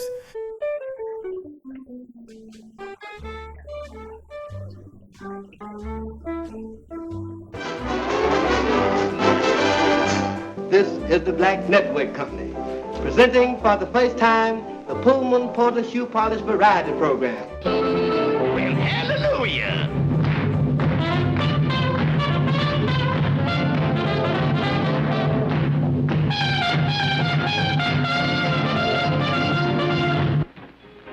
What is that, Miss Nana?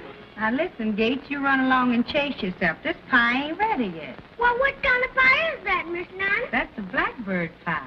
A blackbird pie? There ain't no such thing as a blackbird pie. Why, don't you contradict me.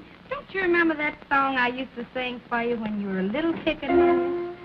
Niners places in the kitchen. Here's the reason why. 'Cause the master says it takes a blackbird to make the sweetest kind of pie.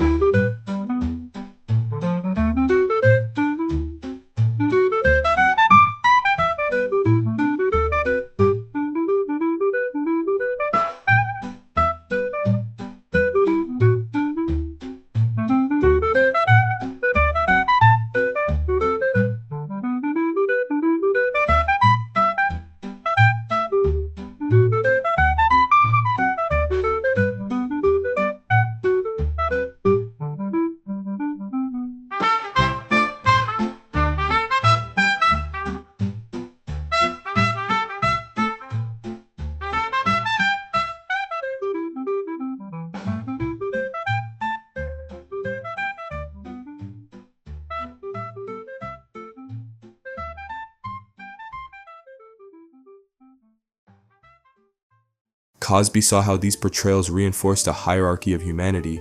On screen, black people were rarely leaders, thinkers, or heroes. They were sidekicks, servants, or comic relief. The message sent to black youth was unmistakable. Your role is on the margins. You are to be laughed at, not looked up to. These weren't just scenes in a movie. They were scenes in a larger script America had written about black life, and the roots of this distorted narrative ran deep. Minstrelsy, one of the earliest forms of American entertainment, featured white actors in blackface performing exaggerated, mocking imitations of black people.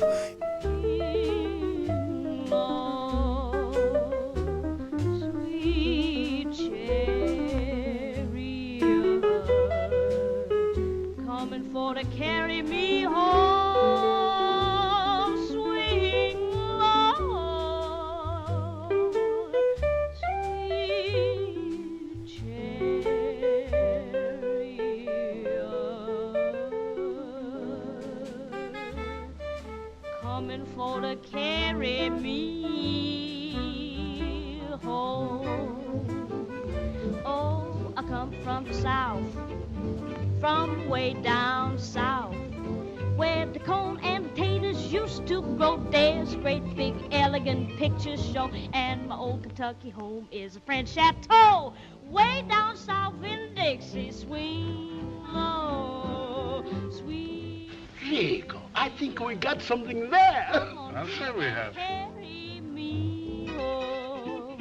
Oh, I come from the south, from the deep, deep south, where the fields of cotton just die with blight, and the pappy reads Esquire with delight, while my Alabama mammy plays bridge all night. Way down south in Dixie, swinging low, sweet chariot.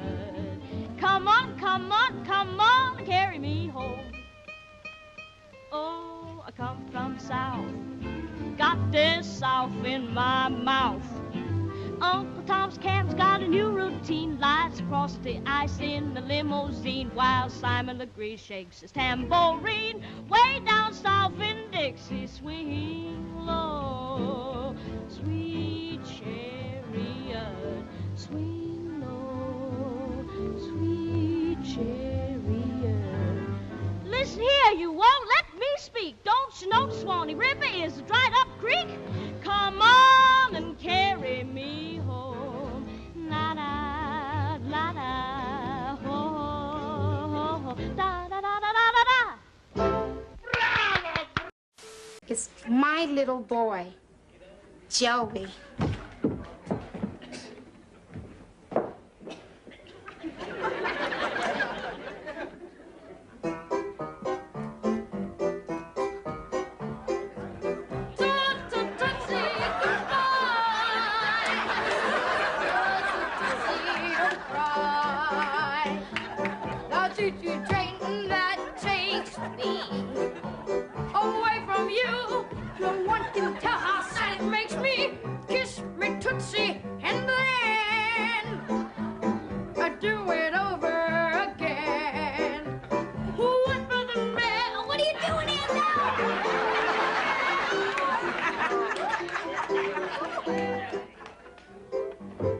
Addie, do you know anything about bells and potholes?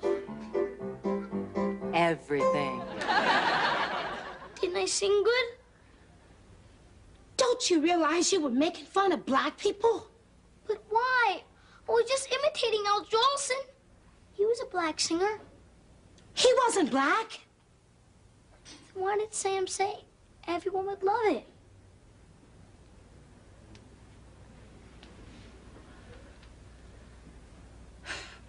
Did Sam put you up to this?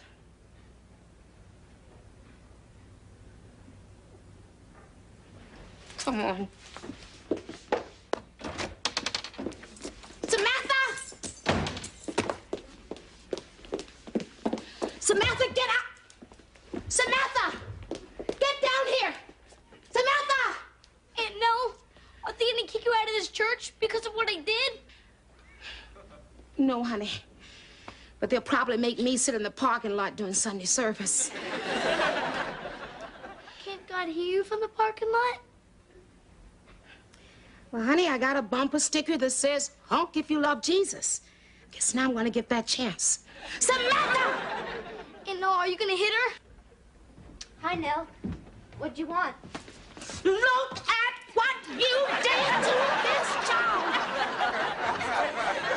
Aunt Nell, I'm getting dizzy. I'm sorry. Go upstairs and wash your face. I want to talk to Samantha alone. Samantha! Samantha, get out! Samantha! Get down here! Samantha! Aunt Nell, are they gonna kick you out of this church because of what I did? No, honey. But they'll probably make me sit in the parking lot during Sunday service. Can't God hear you from the parking lot?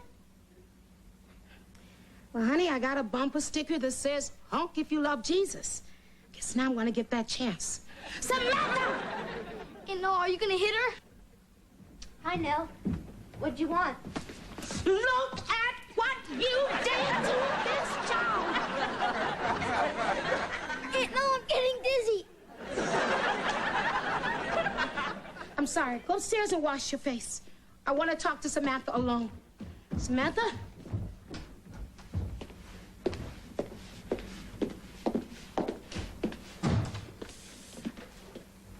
Don't you dare eat cottage cheese while I'm yelling at you. What's the matter? Didn't all your church friends love cute little Joey? This has nothing to do with Joey. This is between you and me. No, it's not. All you care about is Joey. Joey's report card, Joey's song, Joey's this. You are being a baby. I'm not your baby anymore. He is. Don't you dare start crying on me. I never thought that I would live to see the day when you would use the word nigger.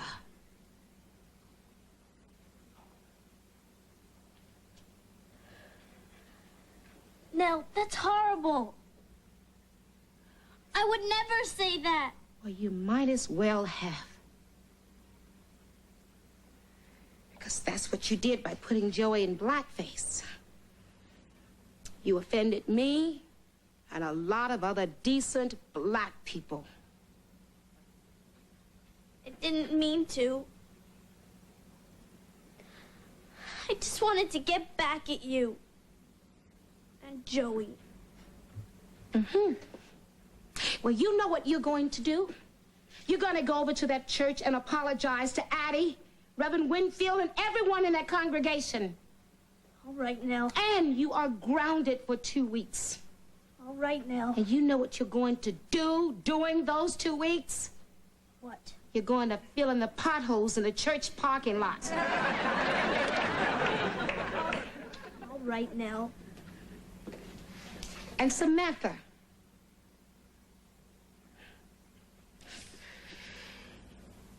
You should know that I never loved you because you were the baby. I loved you because you were Samantha.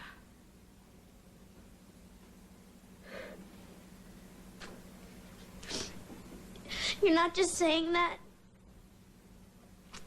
I'm not just saying that. Come here.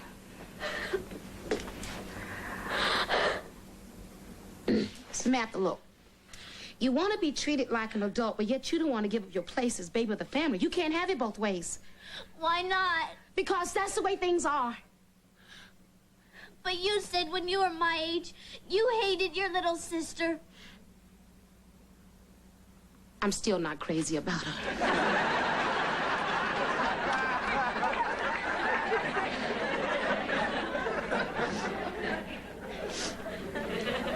Nell, I'll go to your church. But the first person I want to apologize to is you.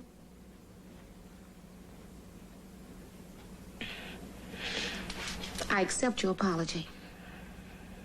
I'm sorry. The shovel for the potholes in the garage.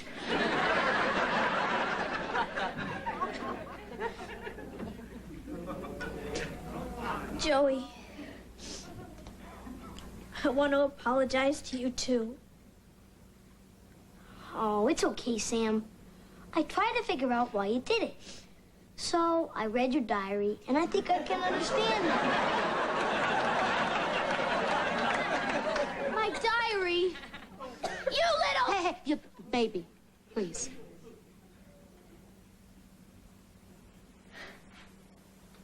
You little baby.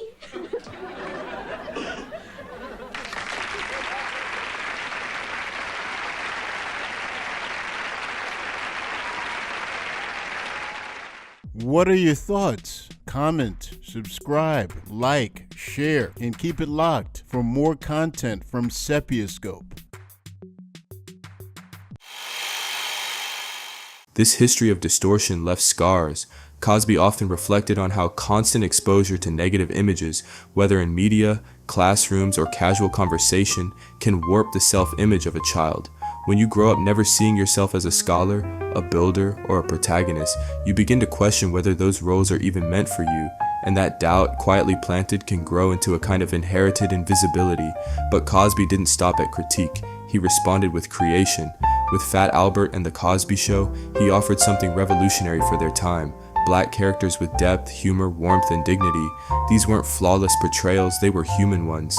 In a media landscape that had long flattened black life into stereotypes, Cosby introduced complexity. A family that laughed, argued, taught lessons, and lived with purpose. A world where black children could see versions of themselves reflected with pride. Yet even with these strides, Cosby reminded us that the fight for representation is ongoing. Stereotypes once planted don't disappear overnight, and behind every reductive portrayal still echoed the old myths of the minstrel stage. His message was clear: if media shapes minds, then those who create it have a moral responsibility. A duty to tell stories not just for profit, but for truth, not just for entertainment, but for empowerment. In Lost, Stolen, or Strayed, Cosby and the scholars he interviewed emphasized the toll of erasure. Without accurate representation in textbooks and television alike, black children grow up absorbing the idea that their culture is absent from the narrative, that they exist only as footnotes, never as authors. Cosby urged the world to change that script, to replace mockery with memory, to swap out stereotypes for stories of resilience, intellect, and imagination, and most of all to remind young people, especially young black viewers, that their identity is not a distortion to be corrected, but a legacy to be honored. This, he believed, was the true power of storytelling, not just to entertain, but to restore what history had stolen. A recurring theme in Cosby's commentary is the quiet brutality of systems, how political and economic power has long been weaponized to control, contain, and suppress black life in America. His reflections trace a painful through line, from the formal abolition of slavery to the persistent machinery of racial control that adapted, rebranded, and endured. Us in here, but this is about an oppressive system designed to keep down and y'all wouldn't know nothing about that. What about you, look? You know about that? Yes. Oh, you know about that? Tell me what you know about that. Tell me what you think about that. The prison industrial complex is a system situated at the intersection of government and private interests. It uses prisons as a solution to social, political, and economic problems. It includes human rights violations, the death penalty, slave labor, policing, courts, the media, political prisoners, and the elimination of dissent. Did you just say what I was trying to say, but smarter? The importance of black history, I mean, you just can't measure it, man. Because then, and I think this is why people don't want to serve it, and they don't want to put it out. Because then most people will really realize that we have done something, you know, as a group. When they say we, I include all of us, man. Because, you know, the cat's going to vote for Wallace. He's talking about keeping in their places, see, or keeping his place. He's not talking about everybody except Bill Cosby. No, he's jealous because Bill Cosby's got some bread, too. Yeah. He's jealous because Harry Belafonte's got 2 Cadillacs or whatever. And he just assumed that this whole country be all white, you see. Cosby's observations echoed this history. With biting clarity, he remarked on the disproportionate violence and punishment faced by black Americans for even the smallest infractions. In one infamous line, He illustrated how the system's response to perceived black criminality could be wildly out of proportion. Over a piece of pound cake, he said, referencing how a minor theft could become a death sentence. Behind the provocation was a larger point. Black lives in many arenas of American justice had been deemed disposable. As the decades wore on, the mechanisms changed, but the intent remained. Cosby turned his focus to the modern prison industrial complex, where mass incarceration replaced the chain gang. He lent his voice to critiques like Michelle Alexander's The New Jim Crow, which laid bare how the war on drugs, supposedly colorblind, resulted in the systematic targeting of black communities. Entire neighborhoods were gutted, families torn apart, and millions of black men were branded as felons, locked out of jobs, housing, voting, and any real future. It wasn't just a loss of freedom, it was the erosion of citizenship itself. Cosby was unflinching in calling out the economic incentives behind this new regime. He asked, who benefits? Who profits when prisons overflow, when jails are privatized, when communities are destabilized and policed like war zones? These were not abstract questions. They pointed to a structural cruelty, a machine that demanded black bodies as fuel. But Cosby didn't stop at prisons. He extended his scrutiny to the ballot box. In his later speeches, he lamented how the very foundation of democracy, voting, was once again being chipped away. After the Supreme Court's 2013 Shelby County v. Holder decision gutted the Voting Rights Act, a cascade of restrictive laws followed.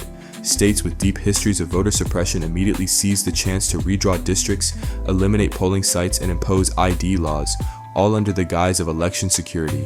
In truth, the targets were clear: the poor, the young, and overwhelmingly voters of color.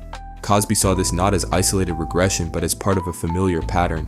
Each time black Americans advanced through organizing, voting, learning, or creating, power systems recalibrated. They shifted their tactics, rewrote their laws, and updated their tools. What had once been overt racism was now bureaucratic. What was once lynch mobs became legislative rollbacks. And so, throughout his social critique, Cosby sounded an alarm that rights on paper mean little if they are undermined in practice, that equality is not a finish line but a constant struggle, and that those who wield power, whether behind a judge's bench, in a legislator's chamber, or through the stroke of a policy, must be held accountable. Well, it's just sad, that's all, man, because I don't believe any of them. I think they're all lying to everybody. Yeah. I think Wallace is lying to the white bigots, and they're out there talking about George is going to do it, because George ain't going to do it. True. You know. And who was that cat today? I read in the paper. It was the president of the NAACP up in Connecticut, shaking hands with George Wallace. Did you see the picture? This picture of the cat. I forgot his name, man. Shaking hands with George. And I said, well, you know, in Connecticut. Now, what is this all about? When George is talking about he's going to run over us with his car, which is going to be funny to see that, you know. Definitely. Because the cat's talking about he's going to be president of the United States of America. And this is the man that the bigots are voting for, see. Now, this shows you how much class bigots have.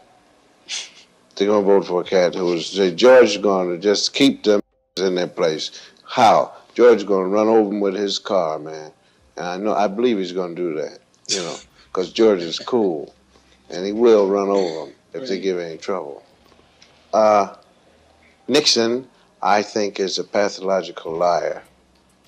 Man's got to say some lie about something somewhere. 12 years.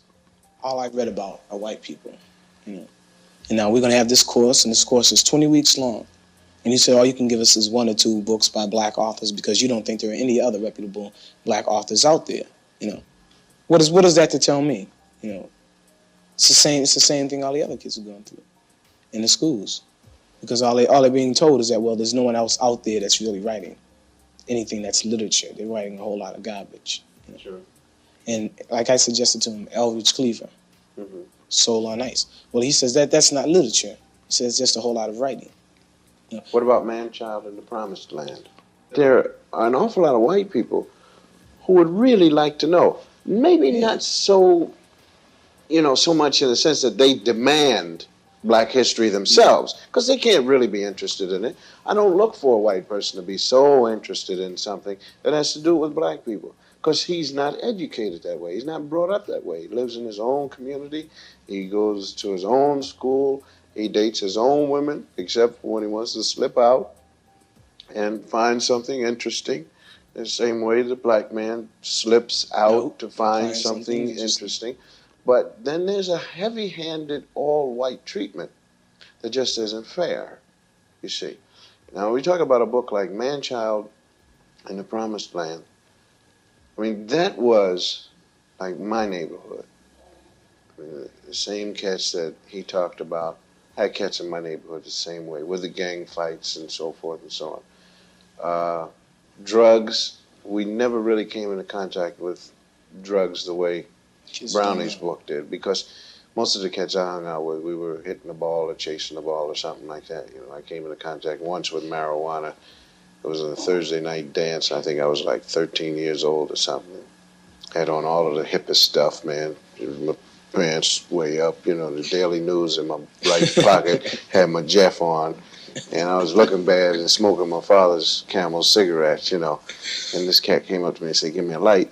And I noticed that the butt he was smoking was kind of short. And I offered him a cigarette. I said, "Don't you want?" He said, "No, man, this is fine."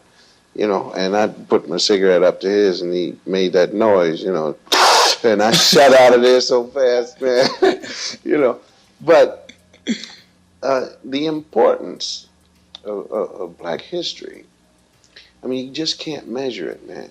Because then, and I think this is why people don't want to serve it, and they don't want to put it out. Because then most people will really realize that we have done something, you know, as a group. When they say we, I include all of us, man.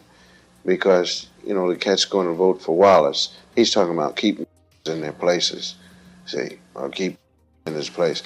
He's not talking about everybody except Bill Cosby. No, he's jealous because Bill Cosby's got some bread, too. Yeah. He's jealous because Harry Belafonte's got 2 Cadillacs or whatever. And he just assumed that this whole country be all white, you see. I just feel that if we can get the history put in, that isn't the only thing, but that is a very important thing, man. And it's an example of the racism and bigotry that exists in this country, right. Because look at how harmless it is, you see, to say that a certain person did something and they did this and so forth and so on, and make it a part of an exam, but they refuse to do it. Before, last year, I excused the teachers and the school system for it because, you know, you have to be prepared. Yeah. And I said, okay, if you don't have it this year, all right, that's because you're not prepared, but you have the summer.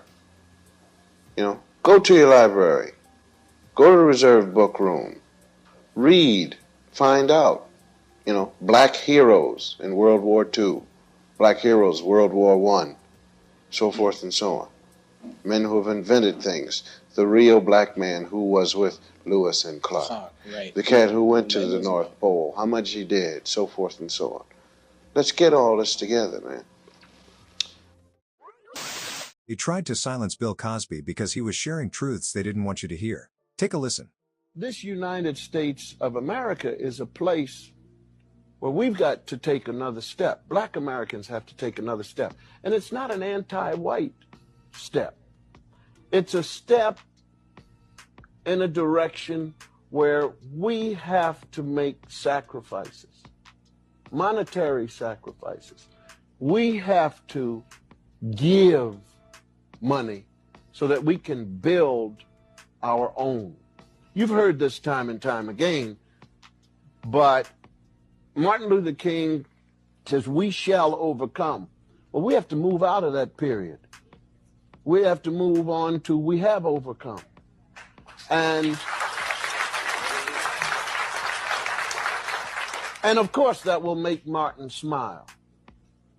But it takes not just money, it takes the mental capacity to do that. Cosby's message wasn't simply one of critique, but of vigilance. He reminded audiences that liberty must be defended not just from hate, but from neglect, from apathy, from the slow erosion that happens when injustice is normalized, institutionalized, or hidden behind polite language. In every generation, the system adapts, and so must the fight for justice. In the closing arc of his social commentary, Cosby turned inward toward the mind, the spirit, and the quiet struggles carried within. He reflected not just on systems and institutions, but on how decades of injustice scar the psyche. He spoke to the invisible burdens that weigh on Black Americans, the psychological toll of survival in a world too often shaped by suspicion, exclusion, and fear. Cosby recognized that historical trauma doesn't vanish with new laws. Instead, it lingers, passed down through behavior, language, and instinct. Today, psychologists describe this as intergenerational hypervigilance, a state where communities subjected to centuries of racial violence remain constantly alert to threat, even when safety seems assured. Black parents teach their children the rules of survival not as paranoia, but as protection. Keep your hands visible, be polite, don't argue. Even innocence must be choreographed because history has taught them that encounters with authority can escalate in the blink of an eye. This heightened state of awareness, what one therapist calls anticipatory fear, is not irrational. It's logical, even necessary in a society where justice is unevenly distributed. Cosby often described this fear, especially in young Black men. He didn't always agree with how it manifested, but he understood its roots. He called it out, not to belittle, but to say, "I see you. I know where this comes from." Still, he challenged it. He urged young people to push beyond fear. He believed that self-confidence and accountability, though often politicized in later years, were essential tools of liberation. It's not what they're doing to us, he said, it's what we're not doing. That statement, often quoted and debated, was a call for agency, not blame. For Cosby, progress required more than resistance. It demanded vision, self-belief, and collective purpose. I liked Amos and Andy. I did not see them as ignorant blacks. See, but that's a different way that we accept certain things. I mean, there are certain routines that I can tell on a stage which deals with an all-black audience that I would not tell on television. Wouldn't allow it because there are some white people who would laugh at that and say, yeah, that's them and that's why they ain't going to get to so far from the sun. You understand what I'm saying? What did you think, or what were you told as a kid about the Amos and Andy show? First of all, this is going to take a while because you have to run down as a black man, as a black boy, what the thought was in order to get through to the establishment and to gain acceptance. See, in the 40s and the 50s, most black people were trying to gain acceptance. So the idea was to imitate the black. I mean, whatever you want it to be. You want to be a black businessman, so you spoke as the black businessman would speak, and you would dress as he dressed with the three-piece suits, and you would act that way to gain acceptance, you see, and you would talk, so forth and so on, and you wore an Ivy League haircut the same way that he did, and so forth and so on. Well, coming into the late 50s and the 60s and finding out that we're so disillusioned by what is happening, because prejudice and racism, of course, it does not exist in all white people, but there's enough that kicks everybody in the backside so that you know that there are enough people who are against you because you are black, that you become paranoid, which is not an evil word to say because there are white people who are paranoid, white, Jewish, Irish, or whatever. They're paranoid about who they are and what people are going to say about it. I happen to feel that man himself will always be against somebody. If we all had black skin, brown hair, brown eyes, everybody included, we'd still be after the dude with the freckle or the bent toe. There would still be somebody we were trying to do that pecking order thing with. I liked Amos and Andy. I did not see them as ignorant blacks. See, but that's a different way that we accept certain things. I mean, there are certain routines that I can tell on a stage which deals with an all-black audience that I would not tell on television. Wouldn't allow it because there are some white people who would laugh at that and say, yeah, that's them and that's why they ain't going to get to so far from the sun. You understand what I'm saying? Mm-hmm. So Amos and Andy had to be taken off, although I enjoyed it. Although in the confines of my own home, we might say, yeah, Brother Andy, we're going to do the so forth and so on. But we don't want the white people laughing at us because so far, you know, it's just, America has allowed these people who are against us to still exist, you see. Now we run into busing problems. I can understand every white bigot's problem with busing. I can understand every white person who doesn't want their child to go to all the way across town to that school because they moved away. Do you have to be a bigot to be against busing? Not necessarily, not necessarily. But my next step is this. There are enough bigots who use the genuine, and we have black people who have bothered to run and hustle and save and move away and get away from the rats in the project and the plaster falling and so forth and so on, which is every man's right to do, to move out of there. And they too are affected by this busing thing, because you may have some middle-class black kids who are now being bused back to where the dude moved out of.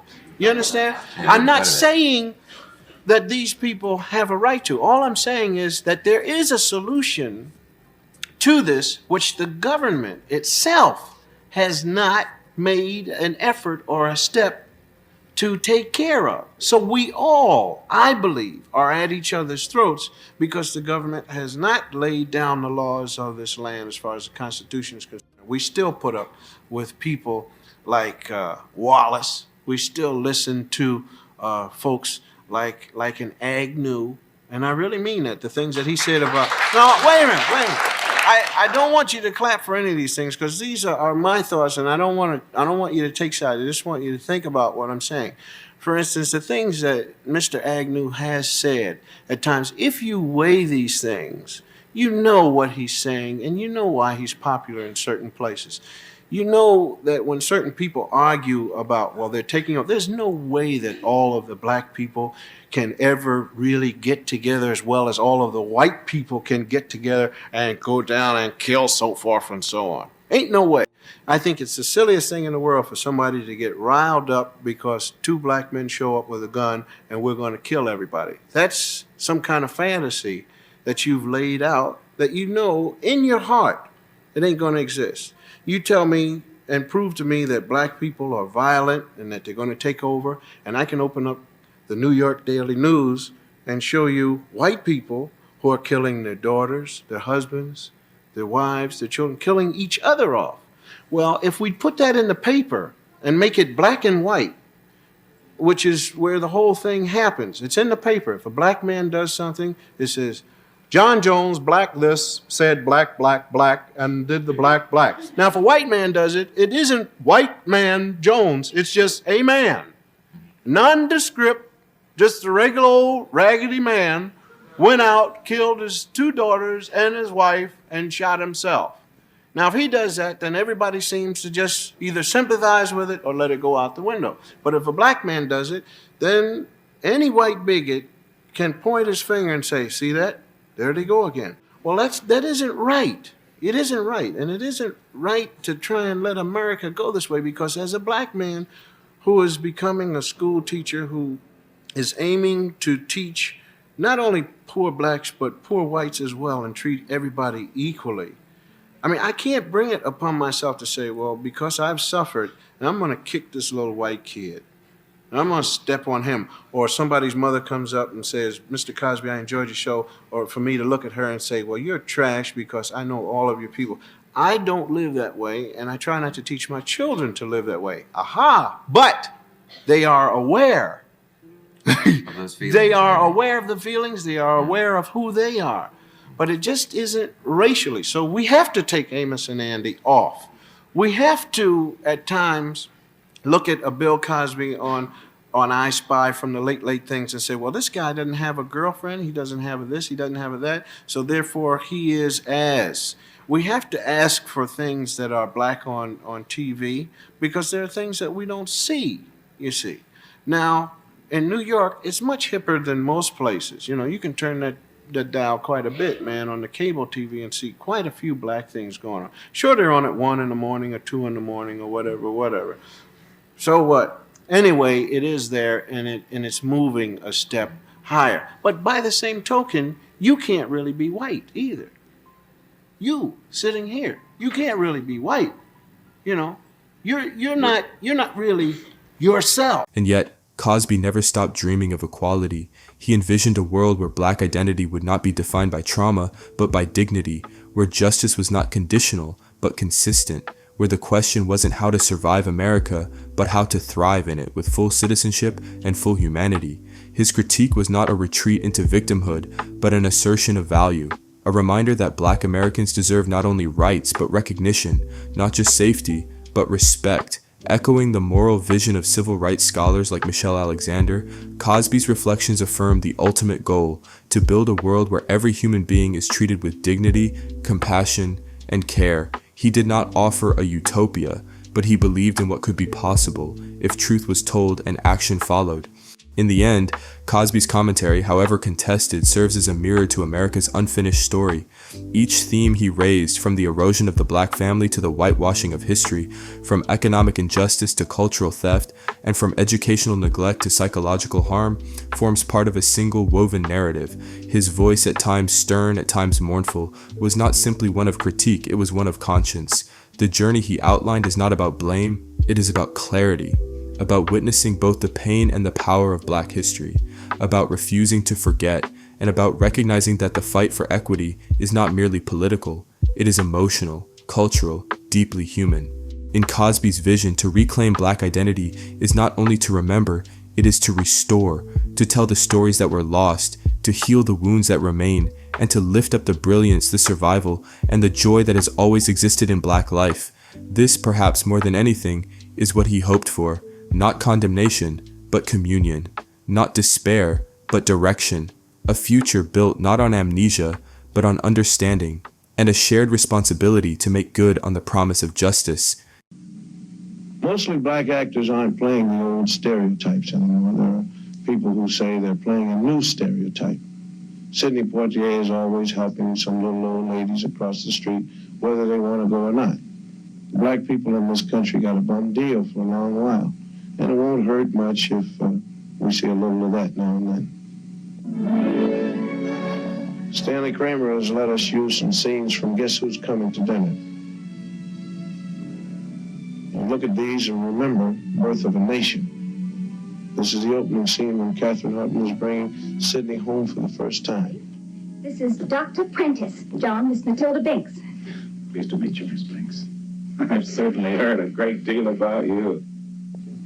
Katharine Hepburn and Spencer Tracy are the girl's parents. Thank God he's right. She's 23 years old, and the way she is just exactly the way we brought her up to be. We answered her questions. She listened to our answers. We told her it was wrong to believe that the white people were somehow essentially superior to the black people, or the brown or the red or the yellow ones, for that matter. People who thought that way were wrong to think that way. Sometimes hateful, usually stupid, but always, always wrong. That's what we said. And when we said it, we did not add, but don't ever fall in love with a colored man. Sidney tells it like it is to his old man. You and your whole lousy generation believes the way it was for you is the way it's got to be. And not until your whole generation has lain down and died will the dead weight of you be off our backs. You understand? You've got to get off my back.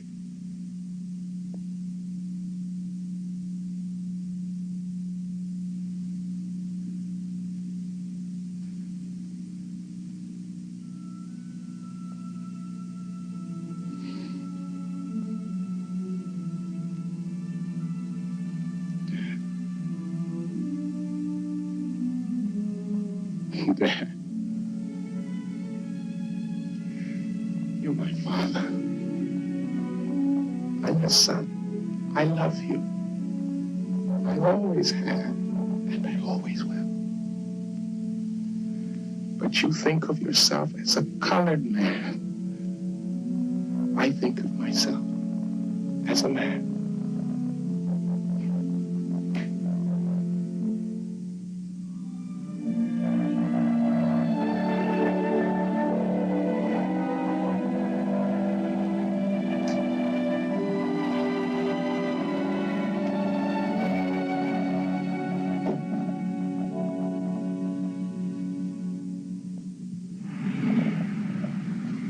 When the movies in the classroom get into the streets of black America, some strange things happen. Because what history in the films have been telling the black man is that he's nothing, unless he joins the white world.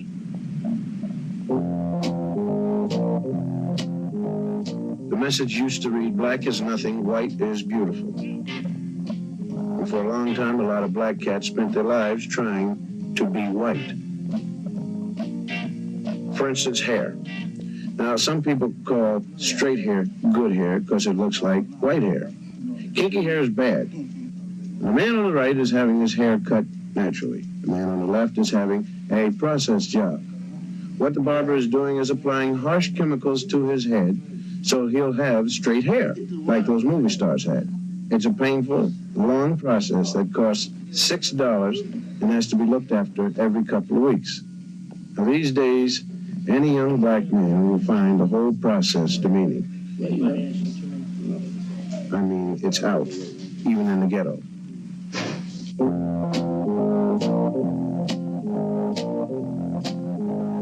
For a while, it seemed to the black community that the way to escape was to get as rich as possible and look as white as possible.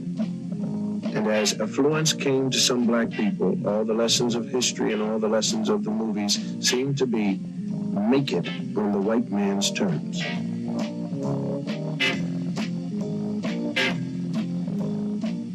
So the rich black cat took the rich white cat's dreams and tried to walk through the door.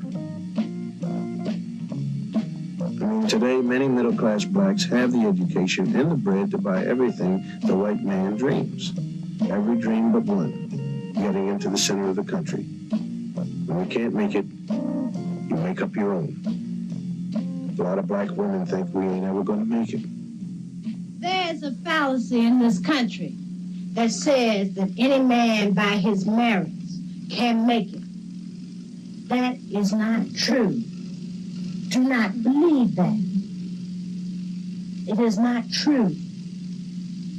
Because any man in this society cannot make it. That's where the whole fallacy is. The white man keeps saying to you, if you just stop being black, if you just stop shooting your people on Saturday night, you just stop talking Negro dialect, you clean yourself up, get yourself a job, you're going to make it in this society. It's not true. I know for myself, I have a master's degree in social work, and I know that people won't accept me. And I was an honor student, and I know I can make it. They won't accept me. They don't discriminate against me because I'm a Christian. They're discriminating against me because I'm black. The message down here is coming in strong. It happens to be yourself, be black. A new generation of black young Americans is asserting itself. What they're saying is, if you can't wash white, even if you have the money, if you can't wash white because you're basically black, what you do is react, sometimes radically. Here's a measure of the reaction to white is beautiful. This is a storefront school in Philadelphia. And the children here are being given a black preparation before they enter the city schools. They're not specifically gifted children, they're just from the neighborhood. And one black man named John Churchville put it all together and financed it himself. Or an amount, right? You understand that? Yeah. All right. A number is a concept of quantity or an amount. That is wrong. No. A number is a concept of quantity or an amount. That is dead wrong. He's not only teaching new math to children whose ages range from 17 months to 5 years, he's decided to give them the emotional armor they need to protect themselves against the education he thinks they'll receive when they start kindergarten. Anybody tells you something wrong, are you going to do it? No! All right. What do you want, Jeanette? I want freedom. When do you want it? I want my freedom now. No, you have to wait till next week, Jamal. You can't have it now. Can you wait till next week? Okay. Sit down. All right, young man, stand up. When do you want your freedom, young man? I want freedom now. You can wait till next week, though, can't you? No. Michael, you just have to wait till next week. You can't have it now. Are you willing to wait till next week? No. Suppose I said that You have to wait till next week. Now, you're going to wait till next week, aren't you? No. How are you going to get your freedom? I will use any means necessary to get my freedom. Any means necessary? Yes. You know, all right, sit down. Young man, what is your name? My name is Eric Houston. Levante. What is your nationality? My nationality is Afro-American. What is freedom? Freedom is black power. What is black power? Black power is... Do you know what black power is? No. Well, then you should never should never make any statements if you don't know what they mean. I'm sorry, I don't know. All right. How old are you, young man? I am 4 years old. You're not 4 years. Now, you tell me your right age. How old are you? How old are you? I am 4 years old. Are you sure you're 4? Yes. You're going to let me turn you around and tell you you're some other age? You're 6 years old, Eric. No. I can't hear you, Eric. No. Are you being frightened by me? No. I'm a teacher. I said you're 6. I am 4 years old. All right, then. You stand up for it, then. You shouldn't be weak. You stand up and say it. You ought to scream it in my face if I try to tell you different, right? Yes. Have a seat. Stand up, young man. Are you a Negro, Travis? No. Are you a flunky, Travis? No. What are you? I am black and beautiful. And what else are you? Are you a boy? No. What are you? I'm a man. What kind of man? Black and beautiful man. Well, what kind? Are you an old man or a young man?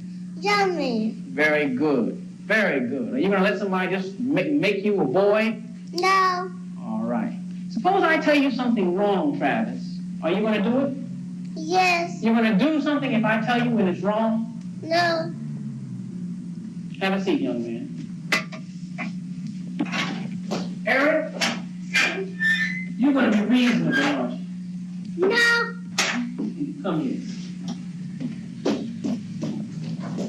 Here you are. Fine young man, right? Yeah. Are you going to be scared of me? No. Are you going to be scared of some president of the United States? No. Some mayor? No. Some policeman? No. All right. You're a Negro. Yes! You're a Negro, Eric. No. Somebody pass me my stick. I said you're a Negro, boy. No. You're getting mighty soft. You're a Negro. No. Very good. All right, sit down. You, young man, you come here.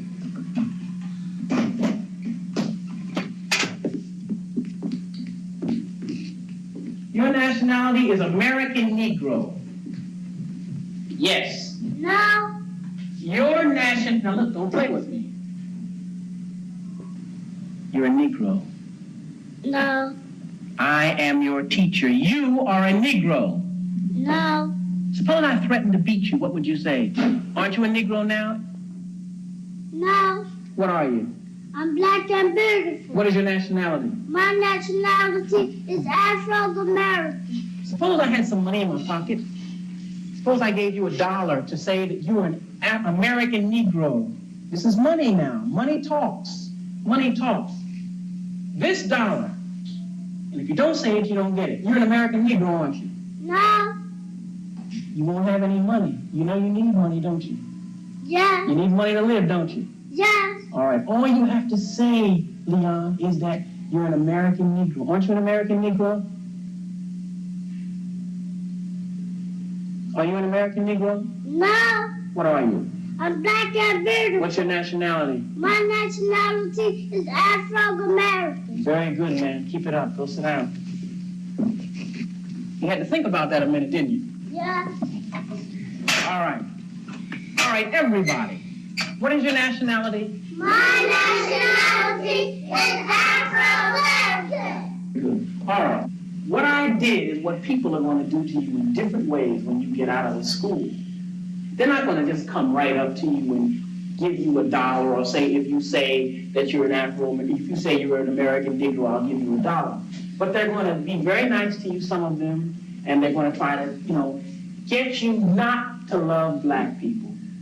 They're going to try to get you to, be something other than you are. They're going to try to make it seem as though you're different from the masses of black people. And they want you to go away. Now, say, I'll give you special things if you just come along with me and do what I say. But you must reject that. Now, you know what that means? That means you're not going to have the money you'd like to have. And money is not important. We need money. We have to buy things with it. But money is not the thing that we're living for. The only thing that makes a person worth living is being a man and being a woman, being strong in character, being straight, telling the truth, and living in the truth and doing the right thing. You understand that? So no matter what happens, I want you all to always tell the what? You may not get the marks you're supposed to get in school. You may be doing the work, but because the teacher doesn't like your attitude, and she'll always tell you, I don't like your attitude. Because you're independent, but you're not going to school for grades. You're going for what? All right, and what kind of people is everybody in this room going to be? Tell me the kind of people you're going to be. Black and blue. What else? You're already there. What are you going to be? You're going to be stupid? No. What kind of people are you going to be? Excellent. You're going to be excellent, and what else? Yes, ma'am. Strong. And strong, and what else? And good. And good, and what else? And genius. And a genius, and what else? I'm looking for another word. All of you are geniuses right now, and you'll be better than that. What else? I'm looking for a word that begins with a B. Brilliant. Brilliant. And brilliant really means to shine. And all of you will shine. All of you are really going to be brilliant. Good enough. All right. How does everybody feel now? You ready to get ready for lunch? Yeah! Who's hungry?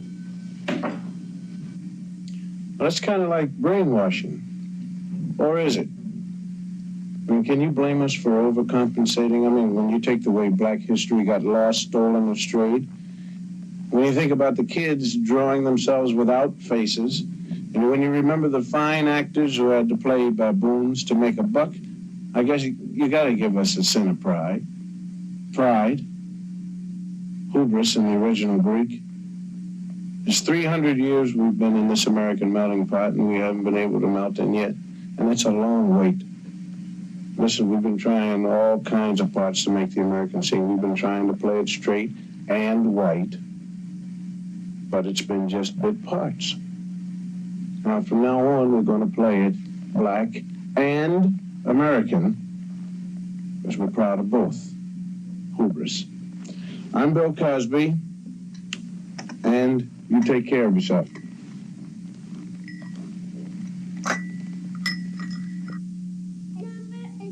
A concept of quantity or in the mouth. All right. What is a set? A set is a collection of objects. What is a subset? A subset is part of a set. What is a member? A member is one unit of a set. What, in terms of set comparison, does larger mean? Larger means a set that has more members in it. Excellent. No, I can't. I can't imagine being anyone other than who I am. But I don't think that that makes as much difference as it used to. I went to Fieldston, the Fieldston Schools of Ethical Culture. I had a very unique experience. I was the first black student to go to a white school in Tennessee. I went to Tiger Junior High School when I was like 13 years old. This was during the integration period when they were just starting to integrate the schools in Western Tennessee. I went from there to the Bronx and went to a multi-ethnic, multi-racial school, junior high school, Creston Junior High School, where they were like all boys. Then I went to Clinton. There were 8,000 boys there. Then I went to Fieldston, where I was one of only 5 black students. I went to Lincoln University, where I was one of the only people who'd ever gone to school with white folks. And then I got my master's from Johns Hopkins, where I was just about the only black person in Baltimore. So from those situations there, I think I've had a very well-rounded sort of education at least. But I was born in Chicago, born in Providence Hospital, and lived there for a couple of years. So you've hung out with white people, some with different races. Yeah, I mean, what's the difference between? What's the difference between races? Where is it? Is it a cultural thing? Is it it's not just skin deep, is it? No, I think it's a tradition. You know, I think it has a lot to do with what you're taught. I was taught that I was that the possibilities I had were as broad as anyone's, and that I should take advantage of the opportunities that were opening themselves for me as the 60s opened. And I think that a lot of it is mostly emotional. Because anytime I see a youngster now with a rebel flag and a whole lot of action that goes in that direction, I know that that's something he never experienced. So I know that that's something that he was taught.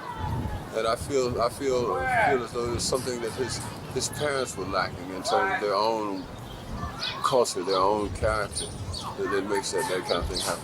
So there was a lot of change in the 60s, but is there still a ways to go combating racism?